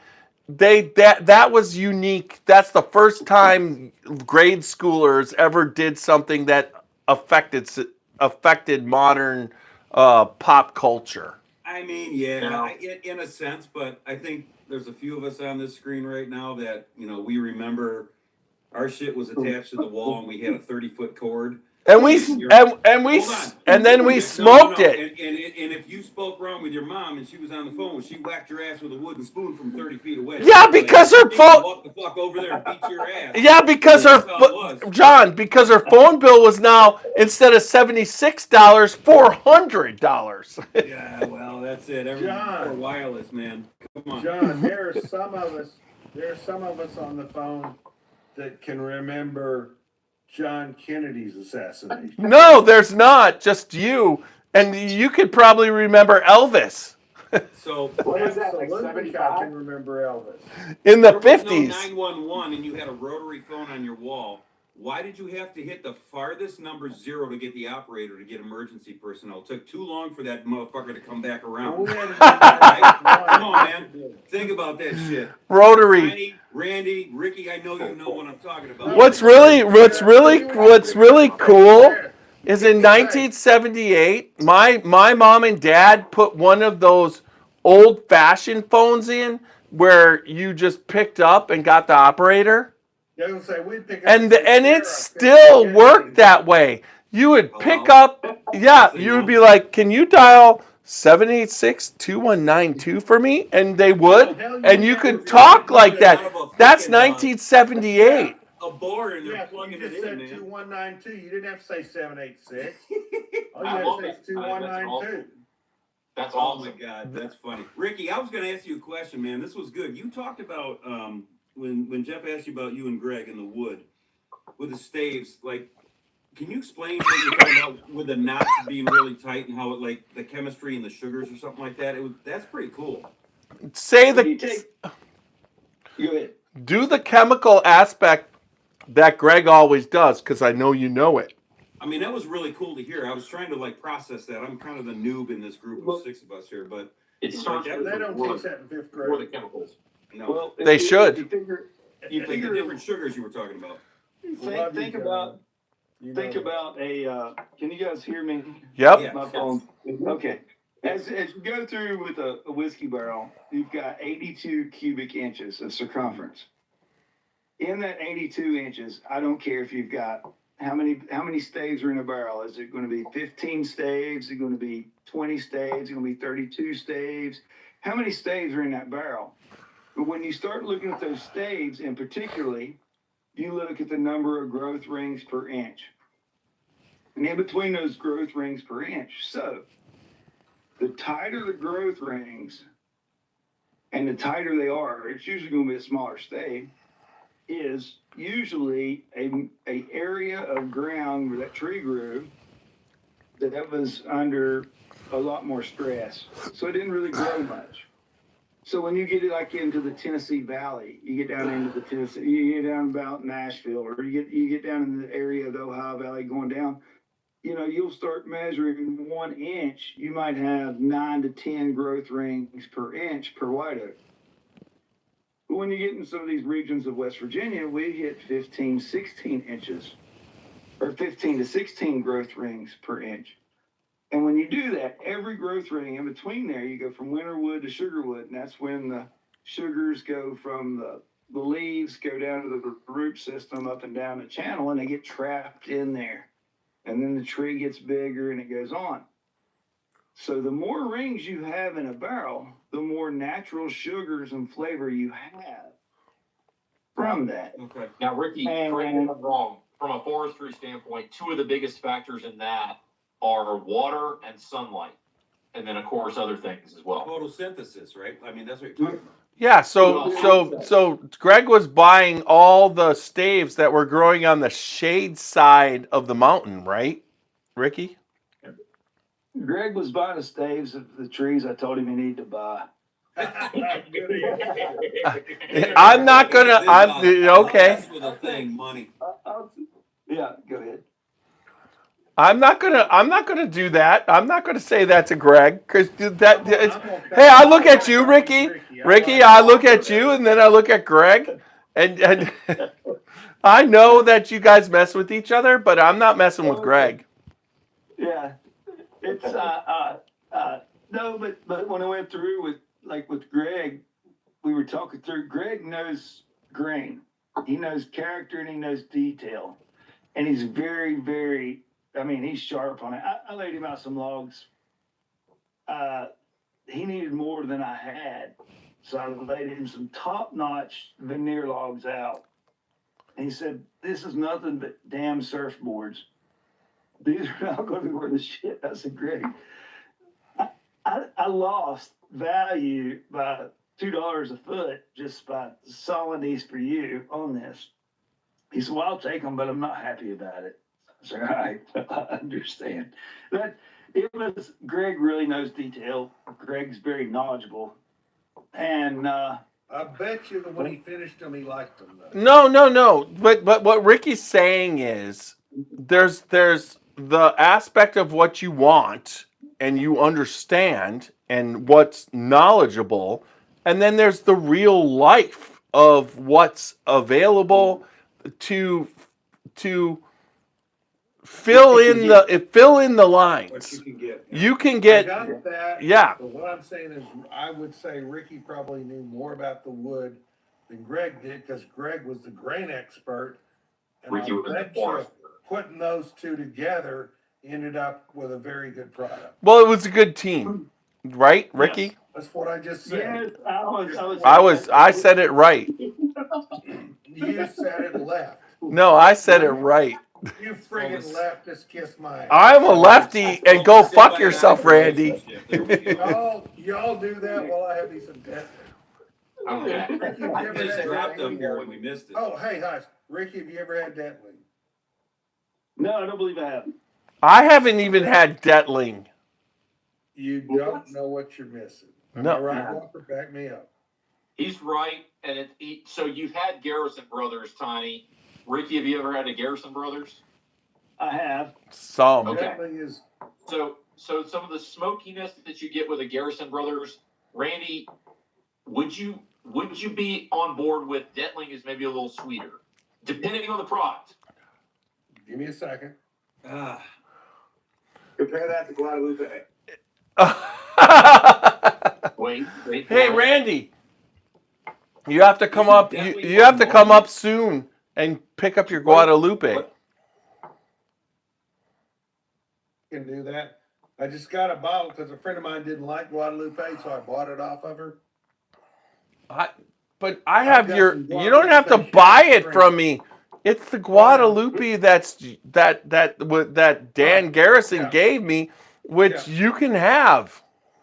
But the Yeah. Guadalupe cast strength, which I got when I flew out there. Are you gonna bring what tortilla chip are you bringing so that we can eat tortilla chips while we drink I'll the probably pour? pick one up when I get there, brother. I don't It's want the red and green Christmas blend that's left over. You can get them So for anyway, 50% off. Walker's right.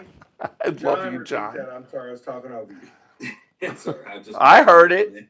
That was perfect. What'd you say?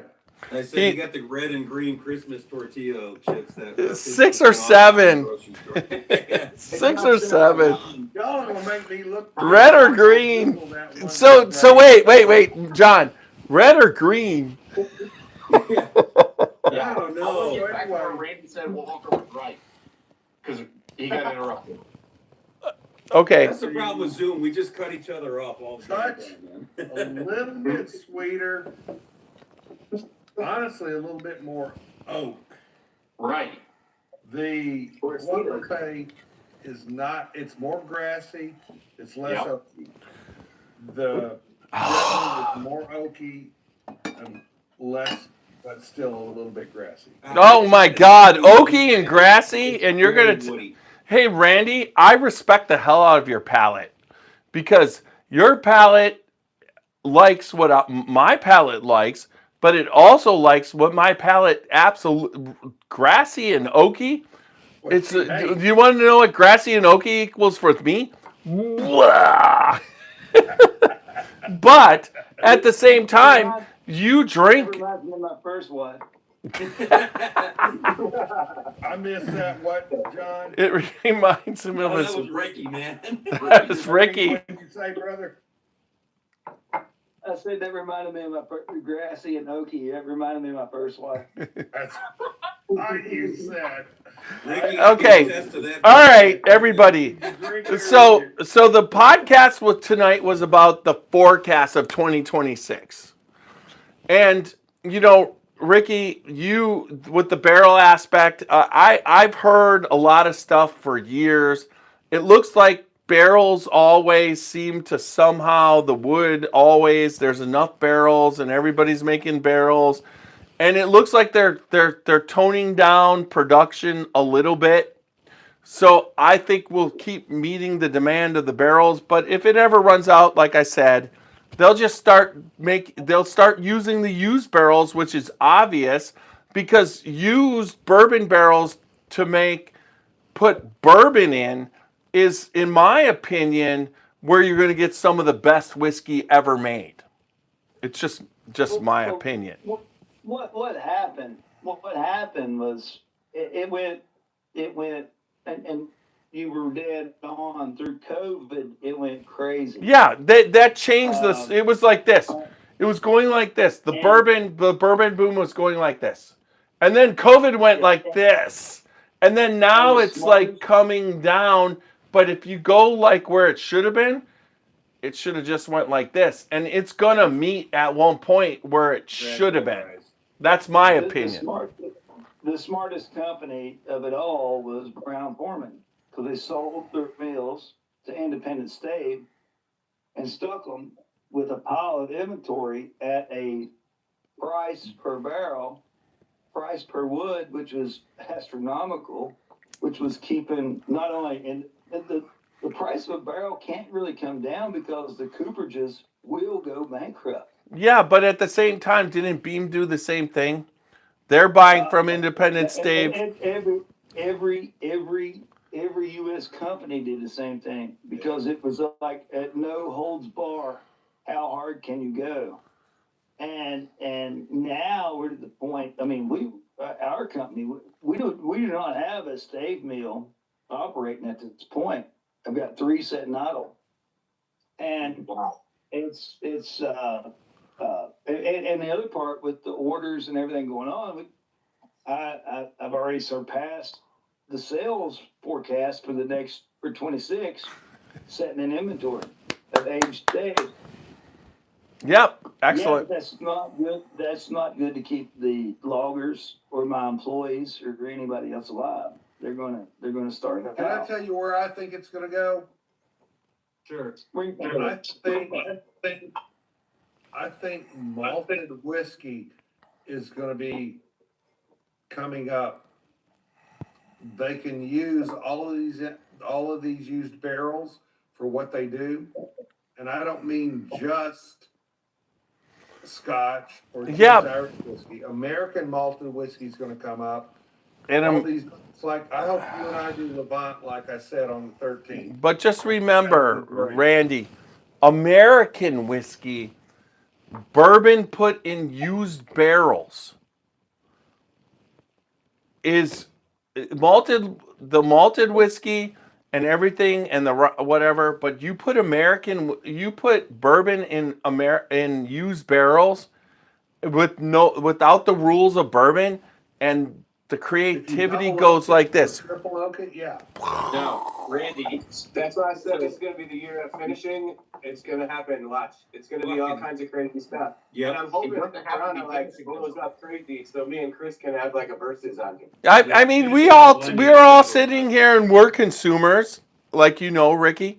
We're all I don't drink. No, yeah, whatever. But we're consumers, No, and it's Randy's it's speaking perfect cursive right now. We're it's the best thing that ever happened to consumers, because they're going to meet the demand. It's not like it's the whiskey companies are all going to make money. There's no doubt about it. But it's just going to curve it enough that the consumers are going to get cheaper, better whiskey. And how is that not a bad thing? I think once you get the cheaper, better whiskey, all of a sudden the young people are going to jump in, and they're going to go crazy too. I converted my 25-year-old or 26-year-old son into a bourbon drinker from a gin drinker, and that's what's going to happen. You're going I to did two lectures on Monday what? to dental students, and I can't believe I forgot what I was going to say. Anyway, What did your young dental students want?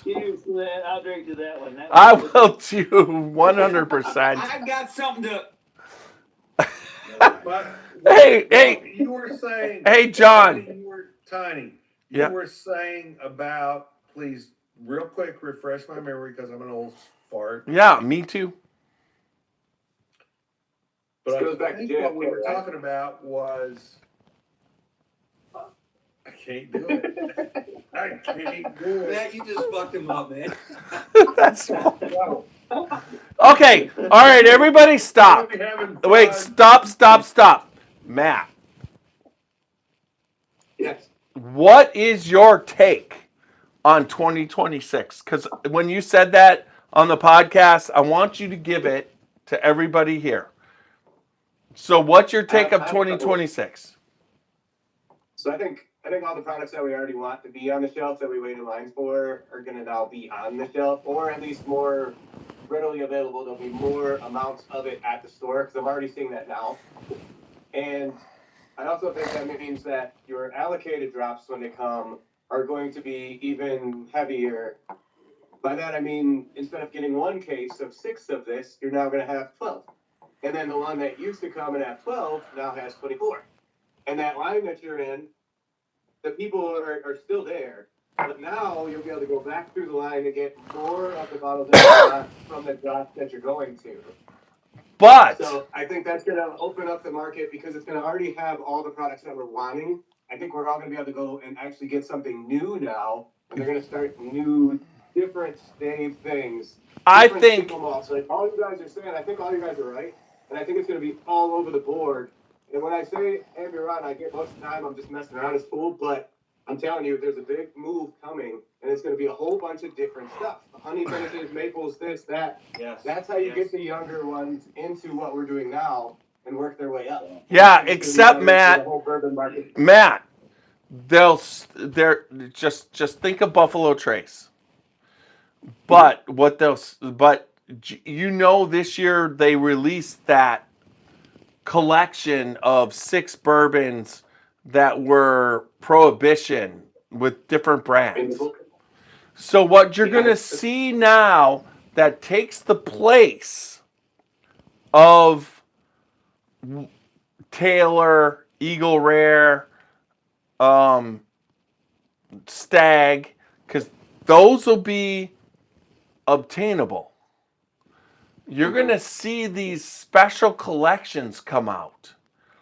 And that's going to be way more. So they'll take it one more step. So not only will we be able to get what we want on the shelf and then what we want in the line, but then there'll be one step up of what they'll release, and they'll release enough that some people will get them instead of nobody get them. But if you Now, get- Ricky. What if you get what you want? Would you still get what you need? Ricky, I have a question. So how does Buffalo Trace release these special collections and all this shit, and how do people in Kentucky get so much of it? Like, they get the releases and they have all these bottles. How do they get those bottles? Well, I don't know if you've paid attention to the TV here lately. I have. It's called fraud. It's called fraud. Look at what happened to Minnesota. Because we sure as hell don't get it in West Virginia. So you think the whiskey industry is committing fraud to everybody in Kentucky? No. It's probably favoritism. No, what I'm getting Yes, at. John. I love your answer, Ricky. 100%. The other F word. So in other words, Buffalo Trace has Tim Waltz working for them. Let him finish, please. Buffalo Trace, you can't even find it here. I have to go to Virginia across the state line to buy Buffalo Trace. And I asked the alcohol commissioner. I'm a Shriner, by the way, and we get there. And our alcohol commissioner, he's a Shriner too, West Virginia. And 32nd degree. why can't we get this? Obviously. Well, I'm not that far up, but I'm not looking for it that time. I've been trying to keep a living.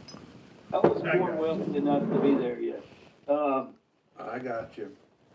But it's hard to get a lot of different things, especially here in West Virginia. It's private sourced out, so the state allocates where it's going to go from state to state. Where you go to cross to Virginia, they have a lottery. They have a lottery. You can sign up if you want a bottle, and then they put you on a list and all that great stuff. It's really different. But it gets back to the same point.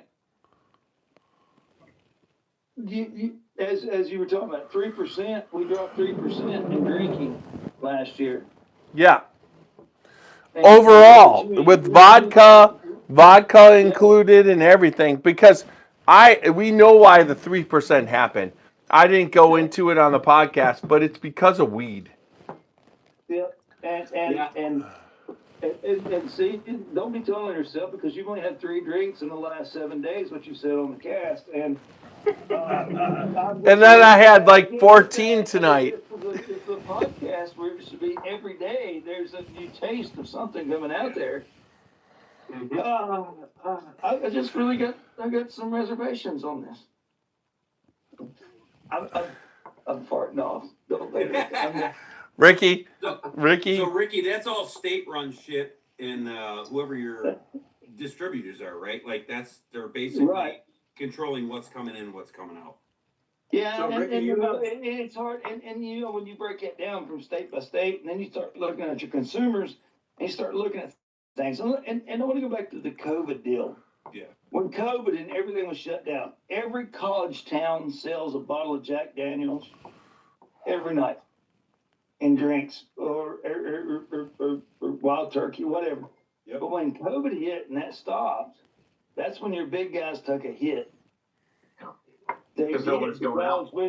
because, and this is what gave the boom for the rest of bourbon, was, hey, I'm going to spend $50 on a bottle of booze because I can't go out. we're deemed essential, And now I'm going to go with I'm going to try something a little different. I'm going to try this. And that's what made that middle, right? And that's what drove these guys crazy Yep. to start building this. And then when you go and you build an operation and you say, okay, I'm going to build a distillery and make my own material. Well, do you have $40 million in your pocket? Because you can't sell it for 5 years. Well, they did not, but the banks did. And they gave them the interest. And now interest rates went up. They tapped up their lines of credit. And now they're getting foreclosed on. And your big guys are eating them up. And now they're winning at the backside of the table. That's what's happening in the industry. Oh yeah, there's no doubt. And Buffalo Trace leads it all. Yeah. But I think I mean, they figured that shit out. They figured it out at all levels. I mean, you're talking Ancient Age is limited to one a bottle here in Ohio. How the hell is Ancient Age limited? Which Ancient Age? All of They it. got one. Yeah, they got And over there and See, I like having the Ancient Age 10. That's good stuff. What's Ancient Age 10 is just, it doesn't mean anything. It's not 10-year-old. Not no, I anymore. just got 10 stars on it. Yeah. But the old stuff it is. No, never has Ancient Age ever been 10 years old. You need to research more deeply, my friend. I have. Yeah, I think you might. I need to say two thank yous while we got a lull. Randy, this Old Elk wheated, or let me rephrase, this wheat whiskey from Old Elk that you gave me is much, much better now that it's been open a little bit. I should have decanted it when I first got it. Who gave it to him? Wonderful. Randy, let me finish. So, Tiny, this one that I got recently needs to open up a little bit more. Thank you for giving me the sample of Star Hill Farm that had been open a little while because I bought 2 bottles over Christmas. That's a good bottle right there. It is You now. still can't get that. My bottle. You can pull that, Tiny, you can pull that bottle back because the one that I gave him was a store pick. Yeah, my bottle was given to us right back there. Yeah, well, that back there was given to us. Let me get out of the way. That one right there. Yep. That one was given to us by Rob Samuels. Rob Samuels did not give you an Old Elk. No, he gave me the Star Hill Farm. I got that, but we're talking about the Old Elk. The Old Elk, I was on the barrel pick with Greg Metz for the state of Ohio, and this bottle is fantastic. It was hilarious because we were on a barrel pick with 36 barrels, and the state chose 33 of the 36. Right. And is that a whiskey? No, this is a wheat whiskey. I'm assuming that's a bourbon. no, how old is the wheat whiskey? I don't see an age statement on it because that was a wheat whiskey that was picked by Marcia's people in the First Avenue Whiskeys in St. Pete. It was 7 years. And she was moving, and I bought 2 cases at half price. Yeah, it turned out to be very good. So I paid $30 a bottle for that stuff that you're drinking. It's nice. It's nice. So this right here, I got this straight wheat whiskey, OHLQ 2020-22, barrel number 1, and it's 9-year wheat whiskey, and it is barrel number 1 and not open. Was it $30? What? No, that was those were like $104 when they came out. His was 30. Wow. His was 30. Yeah, this is a 9-year though. Well, I don't know what his is, but it's good. Old Elk's prices are insane most of the time. Not for what you pay for it there, but most of the time, like they're well up there. So this straight wheat whiskey right here was First Avenue Bourbon Crew, Stave, Ohio. You've probably got. I got 2? How do I have 2 straight wheat whiskeys. That's crazy. I don't even know how I got the other one. Tiny, save one for when I come up. I'll bring something to swap. Tony, it says Steve Soldier. Yes. Did you give that to me, Walker? No, Randy said I have one as well. Randy? No. I don't think I did. Those are from Ohio. I couldn't have given him an Ohio one. No, First Avenue Bourbon Cruz de Volja. Oh, First Avenue would have been for me. Yes, that would have been for me. Soldier. That's the only way you would have gotten that. Yeah. I got one. And I probably gave it to him, not sold it. So if you drink that, decant it first because it needs to open up, Tony. So this was Ohio 2022 barrel number 27. Oh my goodness, Rick's gonna go show us some really good stuff now. 6 year. Actually, my phone was about dead earlier, and I had to go find a charger. Oh, is that what it was? Yeah, but this was Armagnac cast finished. Armagnac. That's different. Yeah. Armagnac, that's good stuff. What I was trying to tell Matt was this bottle's still like 80% full, Matt. So we're gonna enjoy this again. No, that's 90% full, brother. All right, I'm gonna go with Randy. 90% full. We're gonna enjoy this again. That's awesome. Yeah, I'm super down for some Amperana, man. So this is the double oak from I'm just enjoying Ricky's flag in the background with the ARs. Hell yeah, brother. That's Yep. the only double oak that's 700 milliliters. Yep, that was the one. That's not the Master's Keep Rye. Yeah, screw that. No. Are you sure that's not the new one? Like, I would something always really cool. bet money on that one, brother. Ricky, where'd you get that flag with the ARs on it? That's awesome, man. It's hard to tell. It's hard to tell. My whole ceiling in my bar is number flags, and I have a whole variety of. Ricky, if I send you a flag, will you post it on your ceiling? Do you have room on your ceiling to put one Fucking more? Freedom Seed Central, bro. I love it. Sure, we'll do it. It would be a U.S. Coast Guard flag. Oh, we'll do that. We'll do My that. son and my daughter-in-law are both Coast Guard officers. Sure. Both at the academy. I will tell you, boys, are y'all listening? No, my ears hurt. Tiny, are you listening? Yeah, I'm My thinking son of got me What you talking about? for my Christmas present. He went. Actually, I called him. I said, if you happen to be here, pick me up a George Washington rye. He said, I'm at this distillery right now. He was right there, yeah. How does that happen? Oh my God, Randy, stop it. The satellites were linking He up. picked that up. Wait, I want a bourbon out of the George Washington He distillery. also said they've got a brand new thing out that's called Presidents. Do you want that? I said, sure. Is it a bourbon? I want it can't all. answer that. George Washington didn't do bourbon, so I doubt it. They are making bourbon there. If they are, that may be what I got. I don't know. They probably are by now. Sounds like But it. all I know is, my son, I've told y'all more than once how wonderful he is in my mind. I'm going to repeat one more story. Most of you guys have heard it. Ricky, you haven't heard it.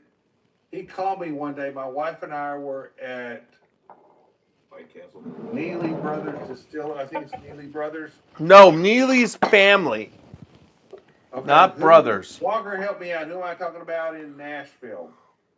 No, Nelson Brothers. Nelson Brothers. Thank you. I was at Nelson Brothers. That's a fail. Distillery.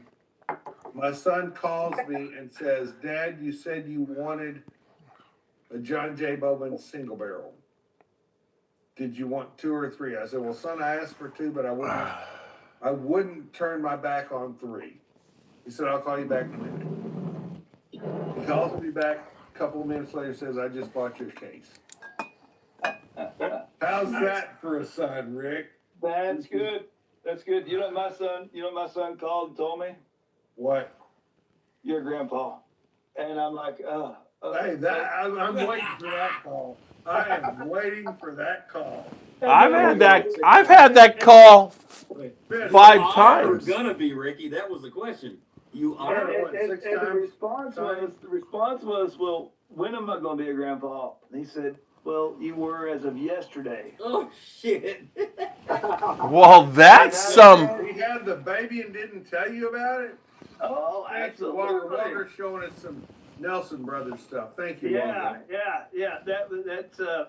So he dropped down on my list of favoritism at that time, but my grandson's building it up. So we'll see what happens. Christmas gifts went the other way. Yeah. What do you get for Christmas? Here, I Yeah, got it for you right down Don't here. ask your dad. That's right. You know what they say? What's that? Grandchildren are your reward for not killing your children. I'll have to Makes agree sense. with that. I'll have to agree. Shit.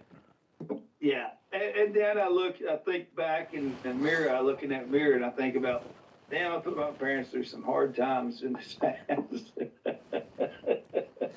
And here you are. Ta-da, ta-da. Walker just walked off. I need one more suggestion from all of you, 5 people I'm on here too. I walked off for just a second. You know you're Cathedral. gonna do CYPB, so just grab CYPB. I don't have anything in this house. Predictive. Are you kidding? You knew what I was going to ask, didn't you? You knew exactly what I was going to ask. I knew where you were going. But I have Alright, so no your next CYPB in this house. So your next one's gonna be 13 Colony Catherine. After you should get, it's right in front of you, probably right there. So, You know. John, Yes, sir. my last pour is going to be. Yep.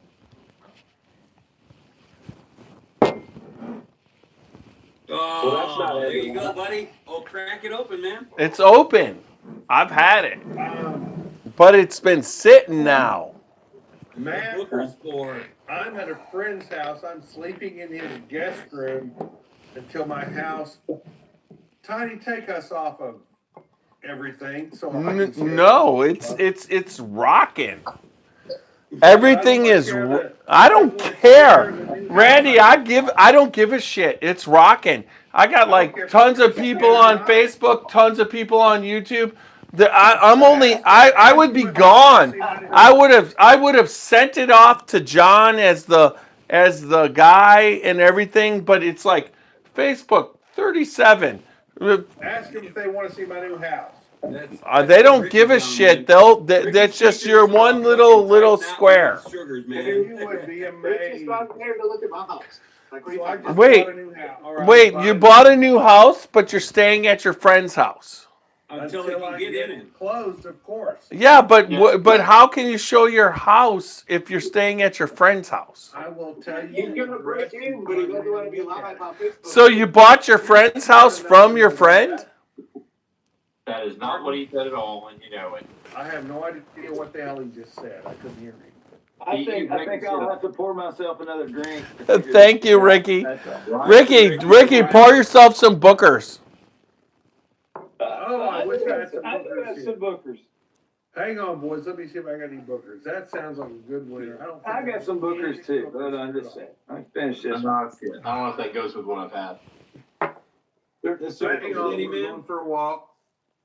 Ooh. Oh, boy. It's Pioneer, Indiana. Nice. Everybody here wants to see me walk, show my crap. I'm literally staying in a friend of mine's guest room, Just don't go to the bathroom with your phone on. and I still have all of this stuff. I think my Woodford from 2020. That is a friend that lets you have whiskey at his house. Holy crap. Yep. So Ricky, while he's doing that, Tiny needs to bring this bottle that was a Christmas Oh, gift. hold on. I got one maybe right here. You know that was a Christmas gift 2 years ago, Walker. Yes, I do, Tiny, but I knew you had more than I did. Ricky, the reason I'm trying to finish saying this is because this was the last barrel pick that Greg was involved in with Chicken Cock Whiskey, according to Greg Schneider. That's the reason I'm saying that. What is that, Walker? That's the, What is it, Walker? that's the Commander's Choice Fort Knox private pick. Here it is, Walker. Look at how much I have. Yeah, you've got almost almost a full bottle. So Ricky, he needs to share with you. I will. See? Yeah. It's like, Yeah, wait. That's not almost a full bottle. I That mean, is a full. Yeah, Ricky's is full. that's, yeah. There you go. Yeah. That's the base, right? No, mine's not the preferred. Mine's just the standard alpha. That which was he brought me a few bottles, so this is the one I haven't opened to get from him. So don't worry about that one, Ricky. If you see the white label, this is better than that. All right. Yeah, absolutely. That blue one, just leave it alone. Yeah, that's the one he gave me when I told him it tasted like. I didn't know Old Crow came in such a fancy bottle.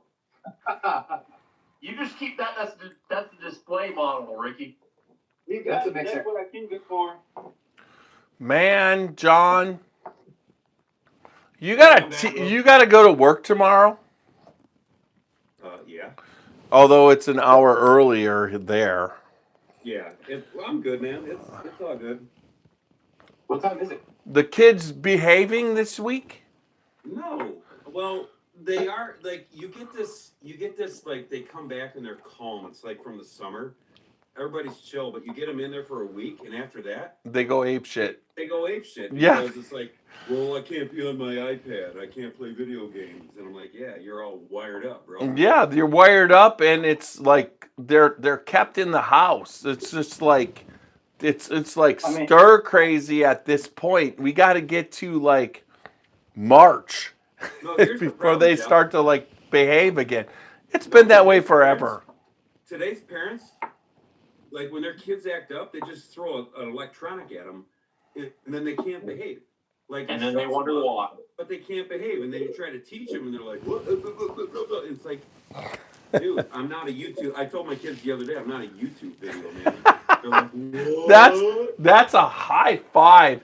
We've had my granddaughter we had her for 2 weeks and 3 weekends. Okay, so we had her, and the whole battle, the whole time she was perfectly behaved, except for the battle of get the fuck off YouTube. Yep. Stop watching YouTube. And their videos that they watch, and they're on the kids' YouTube, but they're all edited to be like spastic shit.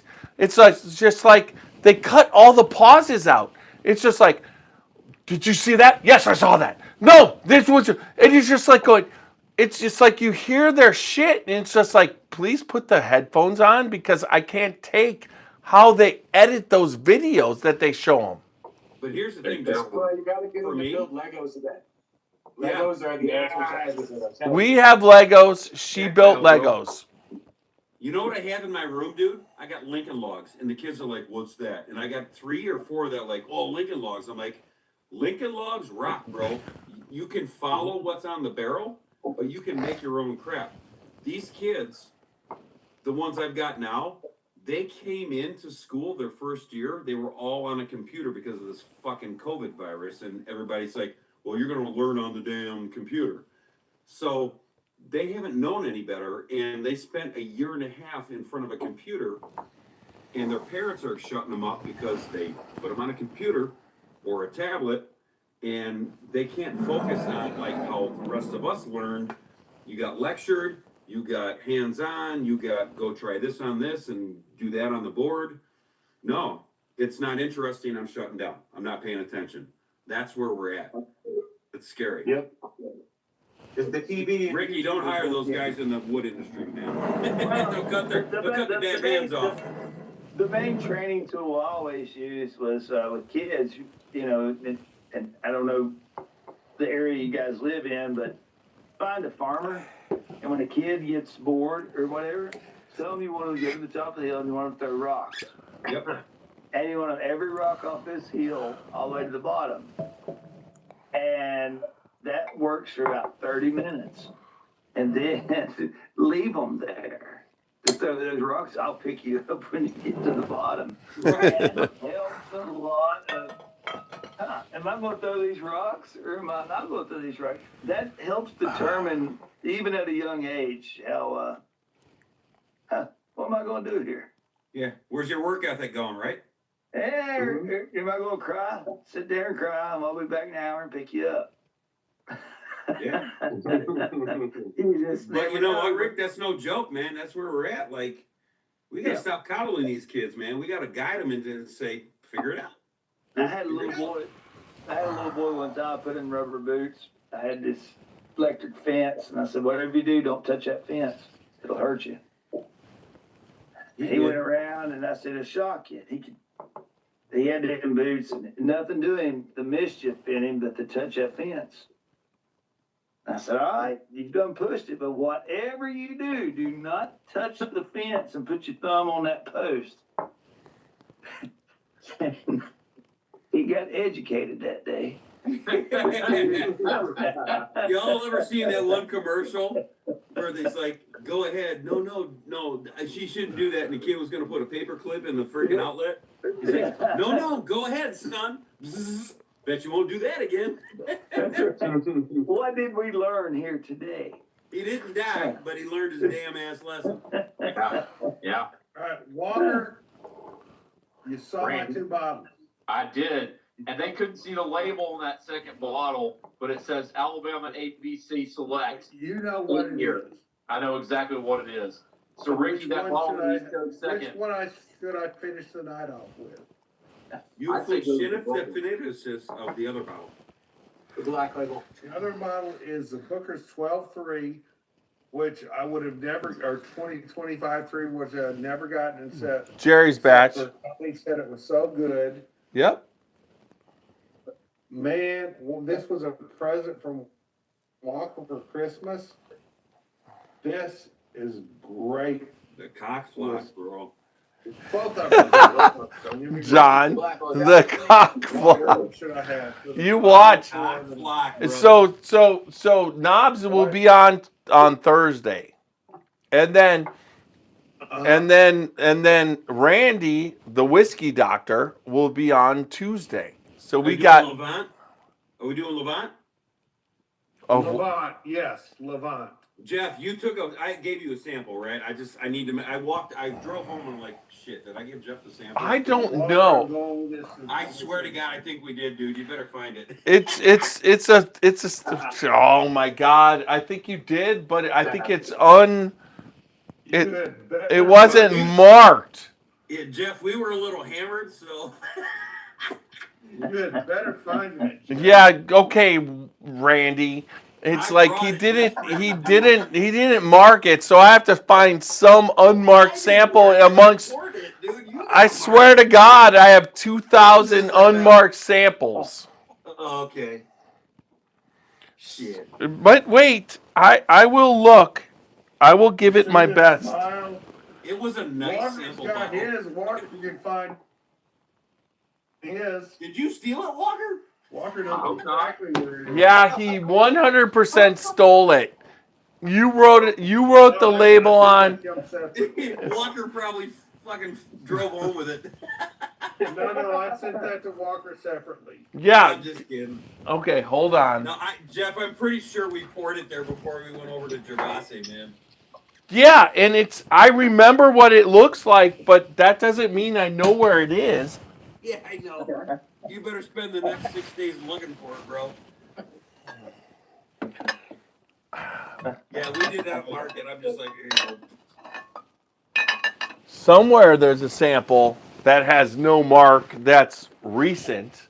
And if you smell it and taste it, that's malty, that's Levant. Yeah, because if it's good, it means it's the Rand. So I have all of Randy's samples, and oh my God. That's Oh, funny. Walker, that went down sideways. It hurt. Oh, be careful, my friend. I'm tearing up. It hurts so much. You need to be careful. Good. Where did Jeff go here? I have a new concept. Jeff's looking for that sample for our podcast Thursday. Ah. I feel like that's a tomorrow problem. I feel like that's like a tomorrow problem. Okay, it's a tomorrow prog. Yeah, there you go. All right, here I am. He won't think about it tomorrow. So So check this out. So I 30 was minutes looking. before, 30 minutes before the podcast, he'll be sweating bullets. That's actually a Thursday problem. Do I have to mail you another one, bro? You'd have to FedEx it, fucker. Hey, all right. I FedEx We my went ass there. into your bar, bro. You Hey, I have. FedEx. So Ricky, Yeah. so Yes, you sir. what do you want? You need to send me something you want me to try that you've got that's like it, whether it's your own thing. Well, just Yeah, I'll do that. I'll do that. Dr. I'll Pepper. send you a message. I'll send you a message. Get the address. I'll send you. yeah, and you need to be on a podcast. Yeah, we'll do that. Hold on. Ricky, what Talk I about want the- what I need you to do. Make me a mini barrel Well, of your steaks. I really, we our cooperage, we are not able to make small. We could adjust a lot, but you know, it's a lot easier if we just send you a big barrel. If I end up getting this 3,700 square foot house, I can take a big barrel. And the other part Take a is, big barrel, if bro, you're right really there, man. interested in it, we're looking at partners that they might be financial ability. Well, and I might just drive up there and get it from you. Yeah, I can drive up there and get it from you, have my buddy in West Virginia get it. I can get it in we got all Bristol. kinds of stuff. We got shit going every which way.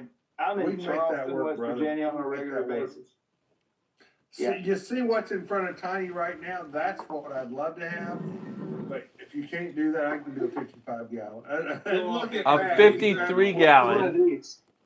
Get you one of these little bad boys. No, what I'm looking for, Ricky, is for you to send me something that'll fit in that little barrel. Well, all right, I can send that to you. But I got a few. That's see, I got my own. I wanted to raise hell that these guys. Look at the dartboards. Oh, hell yeah, Ricky. It's a little bit. Got a little drippage coming from the bong here, but Oh, anyway, shit. roll that That's one through. authentic. It's Well, already if your drum's dripping, I can help. Oh my God. I'm sure you can, Randy. But then, Drippage. I'll send a cork that I won't made drip. some stuff. Hung like a cork. Randy's hung like a cork. You guys Keep are all going, having Ricky. fun Keep going, now. man. We're just busting on Randy. You're good. You're good. I made some stuff one day. I had all these tomatoes, and I'm like, what the fuck am I gonna do with all these tomatoes? And I was like, well, I'll just set up a mash barrel. So I made this barrel of mash out of tomatoes. Those tomatoes were brought us some sugar.